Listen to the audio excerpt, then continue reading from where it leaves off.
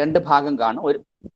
Okay, ഒരു സൈഡിൽ ആരാണ് എ, മറു സൈഡിൽ ബി അല്ലേ? അപ്പൊ അതിൽ നമ്മൾ ആദ്യം ഒരു സൈഡിൽ എ, മറു സൈഡിൽ ബി. അപ്പൊ എയുടെ ഭാഗത്തു നിന്ന് ഒരു ആക്ട് പ്രവൃത്തി അല്ലെങ്കിൽ ഒമിഷൻ, അപ്പൊ ഒരു കാര്യം ചെയ്യുകയോ ചെയ്യാതിരിക്കുകയോ ചെയ്യുക വഴി ബി വിക്റ്റിം ആയാൽ ബിക്ക് എന്താണ് റെമഡി, അല്ലെങ്കിൽ ലോ വന്നിട്ട് എന്ത് റെമഡി കൊടുക്കുമെന്ന് നോക്കിയിട്ടാണ് നമ്മൾ നമ്മുടെ ഈ പ്രക്രിയകളെ, ആക്ടിനെ ഒമിഷനെ നമ്മൾ ഒന്നുകിൽ ക്രൈം എന്ന് വിളിക്കും, അല്ലെങ്കിൽ എന്ത് വിളിക്കും, ഡിസ്കസ് ചെയ്ത് പോവാം. കുറച്ച് പേരല്ലേ, പെട്ടെന്ന് തീർക്കാം.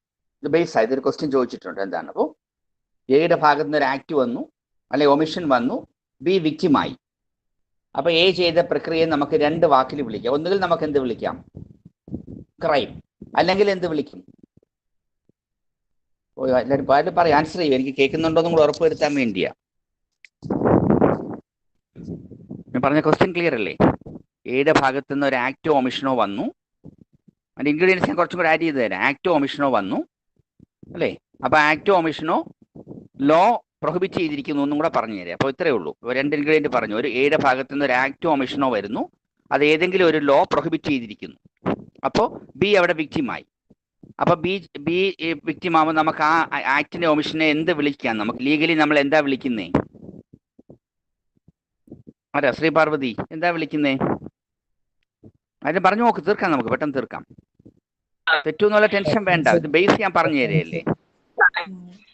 എന്തോ ഒഫൻസ് ഒഫൻസ് എന്ന് പറഞ്ഞു. പിന്നെ എന്തെങ്കിലും ഉണ്ട്? ക്രൈം എന്ന് പറഞ്ഞു. വേറെ എന്തെങ്കിലും ഉണ്ടോ? ഇതൊരു ഷോർട്ട് ക്വസ്റ്റ്യൻ ആണ്. നിങ്ങൾക്ക് പരീക്ഷ സിലബസ് വെച്ചിട്ട് പറഞ്ഞു തരാം. ഞാൻ പറഞ്ഞ പോയിന്റ് ഒന്നുകൂടെ റീക്യാപ്പ് ചെയ്യാം. എയുടെ ഭാഗത്ത് നിന്ന് ഒരു ആക്ടോ ഒമിഷനോ നടന്നു. ആ ആക്ടോ ഒമിഷനോ ഏതെങ്കിലും ഒരു ലോ നിരോധിച്ചിരിക്കുക, പിന്നെ ലോ പറഞ്ഞിരിക്കുകയാണ് ചെയ്യരുത്, അല്ലെങ്കിൽ ലോ പറഞ്ഞിരിക്കുകയാണ് ചെയ്യാൻ. ഇതാണ് നിങ്ങൾ ആക്ടോ ഒമിഷനോ നടത്തുകയും ബി വിക്റ്റിം ആവുകയും ചെയ്തു. അപ്പൊ ശ്രീവിദ്യ ടൈപ്പ് ചെയ്ത് ക്രൈം എന്നല്ല ഇതിനെ വിളിക്കേണ്ടത്. ഇതിന്റെ പേര് റോങ് എന്നേ വിളിക്കാവൂ, ലീഗൽ റോങ് എന്നേ വിളിക്കാവൂ. എന്താ വിളിക്കാവൂ? പെട്ടെന്ന് പറയൂ, തീർക്കാം. ബേസ് ആണ് ഇത്. ഇതിന്റെ ഏറ്റവും ബേസിക് സാധനം നിങ്ങൾ പറഞ്ഞു തരുന്നത്. ഇതിനെ എന്തേ വിളിക്കാവൂ? Legal wrong. ഓക്കെ, ഞാൻ ലീഗൽ റോങ് എന്ന്, മോറൽ റോങ് അല്ല, ലീഗൽ റോങ് എന്ന് തന്നെ പഠിക്കും. മോറൽ ഞാൻ ജൂറിസ്പ്രുഡൻസിലോട്ട് പോകുന്നില്ല. തൽക്കാലം അറിയുക, ഒരു ലോ അവിടെ വേണം. ആ ലോ നിരോധിച്ചിരിക്കുകയാണ്. എന്തിനെ? ഒരു ആക്ടിനെ അല്ലെങ്കിൽ ഒമിഷനെ.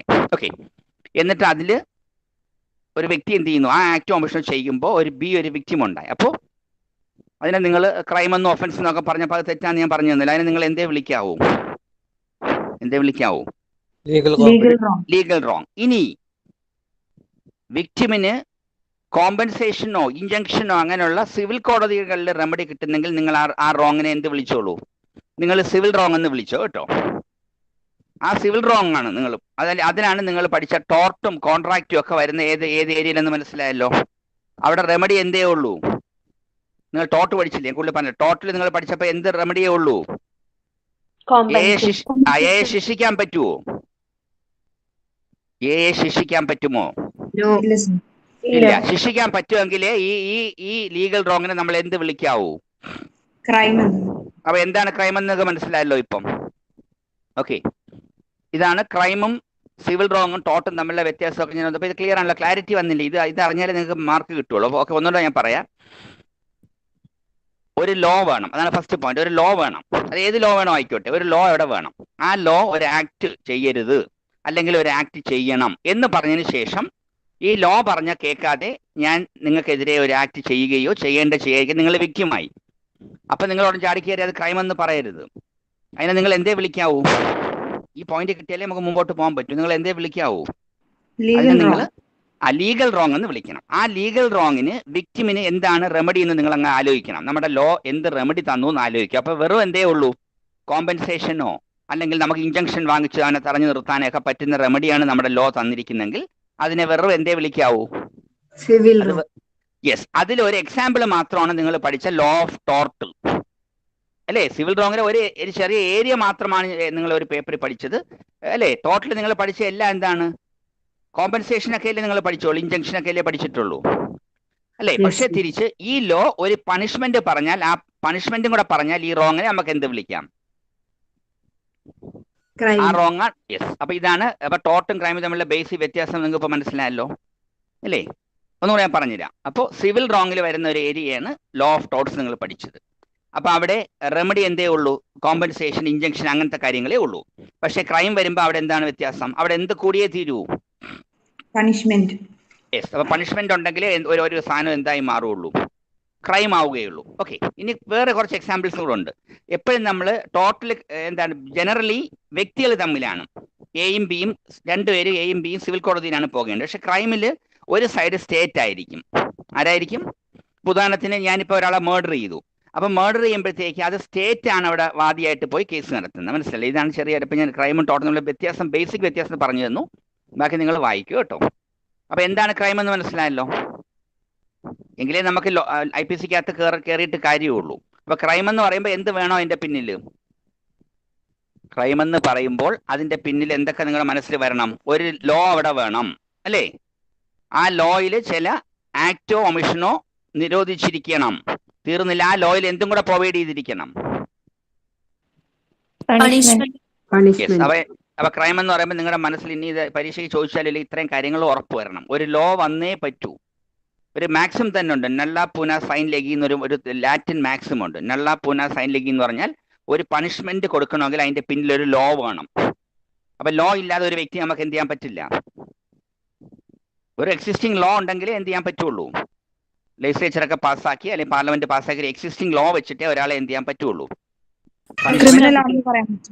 പണിഷ്മെന്റ്, ക്രിമിനൽ എന്ന് പറയാൻ പണിഷ്മെന്റ് കൊടുക്കാൻ പറ്റും. അപ്പൊ എപ്പോഴും പണിഷ്മെന്റ് കൊടുക്കണമെങ്കിൽ അത് പ്രിസ്ക്രൈബ് ചെയ്യുന്ന ഒരു ലോ വേണം. തീർന്നില്ല, ആ ലോ ചില പെർട്ടിക്കുലർ ആക്ടിനെയോ ഒമിഷനെയോ പ്രൊഹിബിറ്റ് ചെയ്തിരിക്കണം. പ്ലസ് അത് ആ ലോയിൽ പണിഷ്മെന്റും കൂടെ പറഞ്ഞിരുന്നാൽ അതെന്തായി? അതിനെ നമുക്ക് എന്ത് വിളിക്കാം? It's called crime. Okay, crime എന്നാ വിളിക്കുന്നത്. ഇതിനെ നമ്മൾ CRPC-യിലൊക്കെ. അപ്പൊ ഈ ക്രൈമിൽ പെടാത്ത എല്ലാം എന്താണ്? ക്രൈമിൽ പെടാത്ത എല്ലാം എന്തിൽ വരും? Civil wrong. അതെ, കറക്റ്റ്. അമ്മത് പറഞ്ഞാൽ ശരി. Civil wrong. അതിലൊന്നാണ് ഏത്? ആ സിവിൽ റോങ്ങിൽ ഒന്നാണ് അതെ, ഒന്ന് ടോർട്ട് ഉണ്ട്, വേറൊന്ന് കോൺട്രാക്ട് ഉണ്ട്. ഇങ്ങനെ നിങ്ങൾ പലതും പഠിച്ചു, അതിന് കൂടുതൽ ഞാൻ പറയുന്നില്ല, പോട്ടെ. അപ്പൊ അത് ഐഡിയ കിട്ടി. ഇനി നമ്മൾ ക്രൈമിന്റെ എസെൻഷ്യൽസിന് ഞാൻ പറയുന്നത്. ഇനി നമ്മൾ ഈ ക്രൈമിനെ നമ്മൾ പല ഇപ്പൊ CRPC-യിലൊക്കെ നമ്മൾ പല ഓഫൻസ് എന്നൊക്കെ പറഞ്ഞിട്ട് പറയും. അപ്പോൾ ഓഫൻസ് ഇത് തന്നെയാണ്. അപ്പോൾ ഓഫൻസിനെ പല കാറ്റഗറൈസ് ചെയ്തിട്ടുണ്ട്, ബെയിലബിൾ, നോൺ ബെയിലബിൾ. അപ്പൊ ചെറിയ ചെറിയ കുറ്റങ്ങളാണെങ്കിൽ അത് ജാമ്യം നമുക്ക് കിട്ടുന്ന പ്രതിയുടെ അവകാശമാണ്. ഓക്കെ, പക്ഷെ കുറച്ചും കൂടെ ഗ്രേവ് ഓഫൻസ് ആണെങ്കിൽ അത് നോൺ ബെയിലബിൾ ആണ്, ജാമ്യം കിട്ടില്ല. അത് കോടതിയുടെ ഡിസ്ക്രിപ്ഷനിൽ തരാതിരിക്കാം. അതാണ് ഒരു കാറ്റഗറി. ഇനി വേറൊന്നുണ്ട്, കൊഗ്നൈസബിൾ, നോൺ കൊഗ്നൈസബിൾ. കൊഗ്നൈസബിൾ എന്ന് പറഞ്ഞാൽ വലിയ സീരിയസ് ഒഫൻസ് ആണെങ്കിൽ പോലീസിന് കേസ് നേരിട്ടെടുക്കുകയും ചെയ്യാം, പ്രതിയെ അറസ്റ്റും ചെയ്യാം. അതെല്ലാം എന്ത് കുറ്റങ്ങളാണ്? കൊഗ്നൈസബിൾ. പക്ഷെ നോൺ കോഗ്നൈസബിൾ എന്ന് പറയുമ്പോൾ അങ്ങനെയല്ല, അത് ചെറിയ കുറ്റങ്ങളാണ്. അപ്പൊ അവിടെ പോലീസിന് നേരിട്ട് കേസ് എടുക്കാനും പറ്റില്ല, പ്രതിയെ അറസ്റ്റ് ചെയ്യാനും പറ്റില്ല, കോടതിയുടെ വാറണ്ട് വേണം. ഇനി വേറൊരു എക്സാമ്പിൾ ആണ് കോമ്പൗണ്ടബിളും നോൺ കോമ്പൗണ്ടബിളും. ഒരു കുറ്റകൃത്യം ചെയ്തതിന് ശേഷം വാദിക്കും പ്രതിക്കും കോടതിയിൽ കയറിയതിന് ശേഷം അത് രാജിയാകാമെങ്കിൽ അതിന്റെ പേര് കോമ്പൗണ്ടബിൾ. ഓക്കെ, പക്ഷെ രാജിയാകാൻ പറ്റിയില്ലെങ്കിൽ അതിന്റെ പേര് നോൺ കോമ്പൗണ്ടബിൾ. കുറെ എക്സാമ്പിൾസ് ഉണ്ട്. ഇപ്പൊ ഡിഫമേഷൻ, നിങ്ങൾ ഇപ്പൊ എന്നെ അപകീർത്തിപ്പെടുത്തി, അപ്പൊ ഞാൻ അത് ഇന്ത്യൻ പീനൽ കോഡ് വെച്ചിട്ട് ക്രൈം കേസ് എടുത്തതിന് ശേഷം നിങ്ങൾ വന്ന് എൻ്റെ അടുത്ത് ക്ഷമ പറയാം. അപ്പൊ എനിക്ക് വേണമെങ്കിൽ എന്ത് ചെയ്യാം? ഇത് രാജിയാവാം. അതിന്റെ പേര് കോമ്പൗണ്ടബിൾ ഓഫൻസ്. ഇതെല്ലാം CRPC-യിലാണ് ഇതൊക്കെ നിർവഹിച്ചിരിക്കുന്നത്. IPC ആയിട്ട് ഇത് ബന്ധമില്ല. പക്ഷെ ഞാൻ പറഞ്ഞത് ഡിഫറെന്റ് ടൈപ്സ് ഓഫ് ഓഫൻസ് എന്നൊക്കെ പറഞ്ഞതിൽ കൊടുത്തിട്ടുണ്ട്. അപ്പൊ നിങ്ങൾ അറിയുക, ഓഫൻസ് തന്നെ പല വിധത്തിൽ കാറ്റഗറൈസ് ചെയ്തിട്ടുണ്ട്. ഓക്കെ, അല്ലെങ്കിൽ തന്നെ നമുക്ക് വേറെ വിധത്തിലും പറയാം. നമ്മുടെ ഇന്ത്യൻ പീനൽ കോഡ് അല്ലേ, ഇനി പോട്ടെ. ഇനി നമ്മുടെ ബേസിക് ആയിട്ടുള്ള ഇന്ത്യയിലുള്ള ബേസിക് ആയിട്ടുള്ള കുറ്റങ്ങൾ ഏതൊക്കെയാണ്, അതിന്റെ ശിക്ഷ പറയുന്ന, എല്ലാ മേഖലയിലെയും കവർ ചെയ്ത് കുറ്റവും ശിക്ഷയും പറയുന്ന ഏറ്റവും ബേസിക് ലോ ആണ് 1860 മെക്കോളയൊക്കെ കൂടെ ഡ്രാഫ്റ്റ് ചെയ്ത് കൊണ്ടുവന്ന ഇന്ത്യൻ പീനൽ കോഡ് ഓഫ് 1860. അപ്പൊ ഇന്ത്യൻ പീനൽ കോഡ് 1860 കണ്ടന്റ് മനസ്സിലായല്ലോ. ഇന്ന പ്രവൃത്തി ചെയ്താൽ ഇന്നതാണ് ആ കുറ്റമെന്നും ആ കുറ്റത്തിന് ഇന്നതാണ് ശിക്ഷയെന്ന് പറയുന്ന ലോയാണ് എന്താണ്? Indian penal code. അത് സെക്ഷൻ 1 തൊട്ട് 511 511 വകുപ്പ് വരെ പറഞ്ഞു. അപ്പൊ നിങ്ങൾ ഇന്ത്യൻ പീനൽ കോഡ് എടുത്ത് വായിച്ചു നോക്കിയാൽ 1 തൊട്ട് ഇങ്ങനെ പറഞ്ഞു പോകുമ്പോൾ നിങ്ങൾക്ക് മനസ്സിലാക്കേണ്ട പോയിന്റ് ഇതിൽ ഇന്ത്യയിൽ എന്തൊക്കെ ചെയ്താൽ എന്ത് കുറ്റമായി മാറും, അതിന്റെ ശിക്ഷ എന്താണ്, ഇത്രയും പറഞ്ഞു പോകുന്ന ലോയാണ് എന്താണ്? Indian penal code. അപ്പൊ നിങ്ങളൊന്ന് മനസ്സിലാക്കണം, ഇത് മാത്രമല്ല ഇന്ത്യയിലെ ക്രിമിനൽ നിയമം നിങ്ങൾ മനസ്സിലാക്കണം. ഇപ്പൊ ഡൗറി തടയാൻ വേണ്ടി മാത്രമായിട്ട് ഡൗറി പ്രൊവിഷൻ ആക്ട് വന്നില്ലേ, അല്ലേ? അല്ലെങ്കിൽ ഇപ്പൊ ഗാർഹിക പീഡനം, അങ്ങനെ വേറൊരു ആക്ട്. അപ്പൊ ഇങ്ങനെ പല നിയമങ്ങളും ഈ സൈഡിൽ കൂടെ ഇങ്ങനെ, അപ്പൊ ഒരുപാട് ആക്ടുകൾ ഉണ്ടെന്ന് നിങ്ങൾ മനസ്സിലാക്കുക. അല്ലെ ആംസ് ആക്ട്, എക്സ്പ്ലോസീവ്സ് ആക്ട് അല്ലേ, അല്ലെങ്കിൽ ഒരുപാടുണ്ട്. ഇപ്പൊ എല്ലാ ക്രിമിനൽ നിയമങ്ങളും ഒരുപാടുണ്ട്. അതിൽ ബേസിക് ആയിട്ട് നമ്മൾ പറയുന്ന ഒരു ലോ ആണ് എന്താണ് Indian penal code. Indian penal കോഡിന്റെ പ്രസക്തി എന്താണെന്ന് ചോദിച്ചാൽ, സാധാരണ നമ്മൾ ഡൗറി പ്രൊവിഷൻ ആക്ട് എടുത്ത് നോക്കിയാൽ ഏത് കുറ്റമേ കാണുകയുള്ളൂ, ഏതുമായിട്ട് ബന്ധപ്പെട്ടതേ കാണുകയുള്ളൂ. ഞാൻ ചോദിച്ചു നോക്കുന്ന ഇടയ്ക്ക് നിങ്ങൾ ഇതിന്റെ എനിക്ക് കണക്ഷൻ ഉണ്ടോ ഡൗറി മാത്രമല്ലേ? പക്ഷേ ഇന്ത്യൻ പീനൽ കോഡ് എടുത്ത് നോക്കിയാൽ ഡൗറിയെ പറ്റിയും ഒരു പ്രൊവിഷൻ കാണും. അപ്പൊ ചുരുക്കി പറഞ്ഞാൽ നമ്മുടെ ഗവൺമെന്റിനെതിരെയുള്ള കുറ്റകൃത്യങ്ങൾ, ശരീരത്തിനെതിരെയുള്ള കുറ്റകൃത്യങ്ങൾ, മാരേജിനെതിരെയുള്ള കുറ്റകൃത്യങ്ങൾ, ഇലക്ഷനെതിരെയുള്ള കുറ്റകൃത്യങ്ങൾ, പബ്ലിക് സർവന്റിനെതിരെയുള്ള കുറ്റങ്ങൾ, ഇങ്ങനെ എന്താണ് എല്ലാം ഏകദേശം ഇന്ത്യയിലുള്ള എല്ലാ മേഖലയിലെ കുറ്റങ്ങൾ. ഈവൻ നിങ്ങളിപ്പോ ഈ കോവിഡിന്റെ പശ്ചാത്തലത്തിൽ നിങ്ങൾ ഈ ക്വാറന്റൈൻ റൂളൊക്കെ കേൾക്കുന്നതല്ലേ അല്ലേ? നിങ്ങളിപ്പോ അല്ലേ ക്വാറന്റൈൻ റൂള് കേൾക്കുന്നത് അല്ലേ? ഈ ക്വാറന്റൈൻ റൂളിനെ പറ്റി തന്നെ നമ്മുടെ മെക്കോളെ ഒരു വകുപ്പിൽ പബ്ലിക് ഹെൽത്ത് എന്ന് പറഞ്ഞ ഒരു ചാപ്റ്റർ ഉണ്ട്. നിങ്ങളുടെ സിലബസിൽ ഇപ്പൊ ഇല്ലാതെ കൂടുതൽ ആഡ് ചെയ്യുന്നില്ല. നിങ്ങൾ അറിയുക, പബ്ലിക് ഹെൽത്ത് എന്നുള്ള ഒരു വകുപ്പിൽ ഒരു ഏരിയ ചാപ്റ്ററിനകത്ത് എടുത്തു കൊടുത്തിട്ടുണ്ട് വയലേഷൻ ഓഫ് ക്വാറന്റൈൻ റൂൾ. മനസ്സിലായില്ലേ? അപ്പൊ അതുപോലും എവിടെ ഉണ്ട്, അപ്പൊ ആ ഏരിയ പോലും എവിടെ ഉണ്ട്. അപ്പൊ അതുകൊണ്ടാണ് നമ്മൾ പറയുന്നത് ഏറ്റവും അപ്പൊ പറയുന്നത് ഇപ്പൊ ഇലക്ഷന് കൈക്കൂലി വാങ്ങിച്ചു, അല്ലെങ്കിൽ വോട്ടിടാൻ വേണ്ടി പൈസ കൊടുത്തു, അല്ലെ അൺഡ്യൂ ഇൻഫ്ലുവൻസ് വരുത്തി വോട്ട് പിടിച്ചു, ഇതൊക്കെ ഇന്ത്യൻ പീനൽ കോഡിലുണ്ട്. വേറെ നിയമം ഒരുപാടുണ്ട് ഇലക്ഷനുമായിട്ട്. പക്ഷെ അപ്പൊ ഞാൻ ചുരുക്കി പറഞ്ഞാൽ എല്ലാ മേഖലയിലുള്ള ലോയും എവിടെ ടച്ച് ചെയ്ത് പോകുന്നുണ്ട്, ഇന്ത്യൻ പീനൽ കോഡ്. അപ്പൊ നിങ്ങൾ ഇങ്ങനെ പഠിക്കുമ്പോൾ അതിപ്പോ വേണ്ട സിവിൽ സർവീസിനും അല്ലെങ്കിൽ നിങ്ങൾ ജുഡീഷ്യൽ സർവീസിനൊക്കെ പഠിക്കുന്ന സമയത്ത് നിങ്ങൾ ആ വിധത്തിൽ ഓരോ ചാപ്റ്റർ വൈസ് ആഡ് ചെയ്താൽ മതി. അപ്പൊ ഞാൻ പറഞ്ഞ ഇത്രയേ ഉള്ളൂ. ക്രൈം എന്താണെന്ന് പറഞ്ഞു തന്നു. ക്രൈമും സിവിൽ റോങ്ങും ടോട്ടോ ഒക്കെ തമ്മിലെ കണക്ഷനും അതിന്റെ ഡിഫറൻസും പറഞ്ഞു. നമ്മളിനി അടുത്തത് ഡിഫറെന്റ് ടൈപ്സ് ഓഫ് ഒഫൻസസിനെ പറ്റി CRPC, അതായത് നമ്മുടെ ഇതിന്റെ പ്രൊസീജിയറൽ ആസ്പെക്ട്സ് പറയുന്ന CRPCയുടെ 1-2 എക്സാമ്പിൾസ് പറഞ്ഞു. Bailable, non bailable, cognisable, non cognisable, compoundable, non compoundable എന്നൊക്കെ പറഞ്ഞ് പല കാറ്റഗറൈസേഷൻ ഉണ്ട്. ഓക്കെ, ഇനി നമ്മൾ അടുത്ത നേരെ IPCയിലോട്ട് കണക്ട് ചെയ്തപ്പോൾ നമ്മൾ പറഞ്ഞ എന്താണ് കുറ്റവും ശിക്ഷയും. അത് ഒരു മേഖലയിൽ മാത്രമല്ല, വിവിധ മേഖലകളിലെ അത്രയ്ക്ക് ഡ്രാഫ്റ്റിംഗ് സ്കില്ല് നമ്മൾ പറയാം. ഇതിലില്ലാത്ത ഒരു വകുപ്പില്ല. എല്ലാ വകുപ്പുകളും ഏതെങ്കിലുമൊക്കെ കുറ്റങ്ങൾ പല മേഖല കണ്ടിരിക്കാൻ. ഒഫൻസ് അഗൈൻസ്റ്റ് മാരേജ് ഉണ്ട്, ഒഫൻസ് അഗൈൻസ്റ്റ് റിലിജിയൻ ഉണ്ട്, അല്ലെങ്കിൽ ഒഫൻസ് അഗൈൻസ്റ്റ് ബോഡി ഉണ്ട്, ഒഫൻസ് അഗൈൻസ്റ്റ് പ്രോപ്പർട്ടി ഉണ്ട്, ഒഫൻസ് അഗൈൻസ്റ്റ് മാരേജ് ഉണ്ട്, ഒഫൻസ് അഗൈൻസ്റ്റ് സ്റ്റേറ്റ് ഉണ്ട്, അല്ലെങ്കിൽ offence relating to army, navy, air force. അപ്പൊ എല്ലാ മേഖലയിലുള്ള കുറ്റകൃത്യങ്ങളും കൂടെ കൊണ്ടുവന്നൊരു വലിയ ലോയാണ് എന്താണ് Indian penal code of 1860 drafted by അതിന്റെ ഡ്രാഫ്റ്റ്മെന്റ് ആരാണ്? മെക്കോളെ, ലോർഡ് മെക്കോളയുടെ ഒരു കോൺട്രിബ്യൂഷൻ ആയിട്ട് നമ്മൾ പഠിക്കുന്നത്. ഓക്കെ, ഇതാണ് ക്രൈം. അത് IPCയിലോട്ട് കയറി 511 വകുപ്പ് വരെ ഉണ്ട്. ഓക്കെ, ഇനി ഇത് ക്രൈമുമായിട്ട് ബന്ധപ്പെട്ട് കുറച്ച് ലയബിലിറ്റീസ് ആണ് നമ്മൾ അടുത്ത പഠിക്കാൻ പോകുന്നത്. ഈ പേപ്പറിൽ നിങ്ങൾക്ക് കുറെ പ്രിൻസിപ്പിൾസ് മാത്രമേ ഉള്ളൂ. അതിൽ ഒരു ലയബിലിറ്റിയുടെ പേര് ക്രിമിനൽ ലയബിലിറ്റി. എന്താണ് എന്ത് ലയബിലിറ്റി? Criminal liability. അപ്പൊ ആ ലയബിലിറ്റി എന്താണെന്ന് ചോദിച്ചാൽ, ഒരു ആക്ട് മാത്രം ചെയ്താൽ ശിക്ഷിക്കപ്പെടില്ല. ചെയ്ത സമയത്ത് ചെയ്തവൻ എന്ത് വേണം? ഇന്റൻഷൻ. അപ്പൊ മെൻസ്രിയ ഉണ്ടെങ്കിലേ നമ്മൾ ശിക്ഷിക്കപ്പെടുമെന്നാണ് അതിന്റെ അർത്ഥം. കാര്യം മനസ്സിലായില്ലേ? അപ്പൊ അത് പറയുന്ന ലയബിലിറ്റിയാണ് നമ്മളിപ്പോ പഠിക്കാൻ പോണത്. ഒരു ക്രൈം ഇപ്പൊ ഒരു ഭ്രാന്തൻ തന്നെ ഒരു മനോരോഗി ബിയെ വെട്ടിക്കൊന്നു, അതെന്ത് തന്നെയാണ്? ആ വെട്ടിക്കൊന്ന പ്രക്രിയ എന്ത് തന്നെയാണ്? പക്ഷെ ആ മനോരോഗിയെ നമ്മൾ ശിക്ഷിക്കാത്തത് എന്തുകൊണ്ടാണ്? യെസ്. അപ്പൊ അതിന്റെ പോയിന്റ്. അപ്പൊ ക്രിമിനൽ ലയബിലിറ്റി നമ്മൾ പറഞ്ഞ് പഠിക്കുമ്പോൾ അതിൽ ബേസിക് പോയിന്റ് മാക്സിമം തന്നെ നിങ്ങൾ പഠിച്ചില്ലേ അല്ലേ? ആക്ടസ് നോൺ ഫാസിറ്ററിയം നിസി മെൻസിറ്ററിയ, which means an act does not constitute guilt unless done with a guilty intention. പഠിച്ചില്ലേ? കൂടുതൽ ഞാൻ പറയുന്നില്ല. അപ്പോൾ ആക്ടസ് റിയസും അപ്പൊ നിയമം നിരോധിച്ച ഒരു പ്രവൃത്തിയും വേണം. അതിനോടൊപ്പം എന്താണ്? ചെയ്ത സമയത്ത് ചെയ്തവൻ എന്തും വേണം? ഇന്റൻഷൻ ഉണ്ടായിരിക്കണം. Yes, guilty intention. എങ്കിലേ അതെന്താവുള്ളൂ. അതാണ് നമ്മൾ ശിക്ഷ കൊടുക്കുന്ന ഏരിയ പഠിച്ചു. ഓക്കെ, അപ്പൊ ഇതാണ്. അപ്പൊ എപ്പോഴും മെൻസ്രിയ ഒരു ശിക്ഷ കിട്ടുമ്പോഴത്തേക്ക് ബേസിക് ആയിട്ട് എന്താണ് പ്രൂവ് ചെയ്യേണ്ടതെന്ന് മനസ്സിലായല്ലോ. എന്താണ് വേണ്ടത്? പ്രൂവ് ചെയ്യേണ്ടതെന്നല്ല, എന്താണ് വേണ്ടതെന്ന് മനസ്സിലായല്ലോ. എന്താണ് വേണ്ടത്?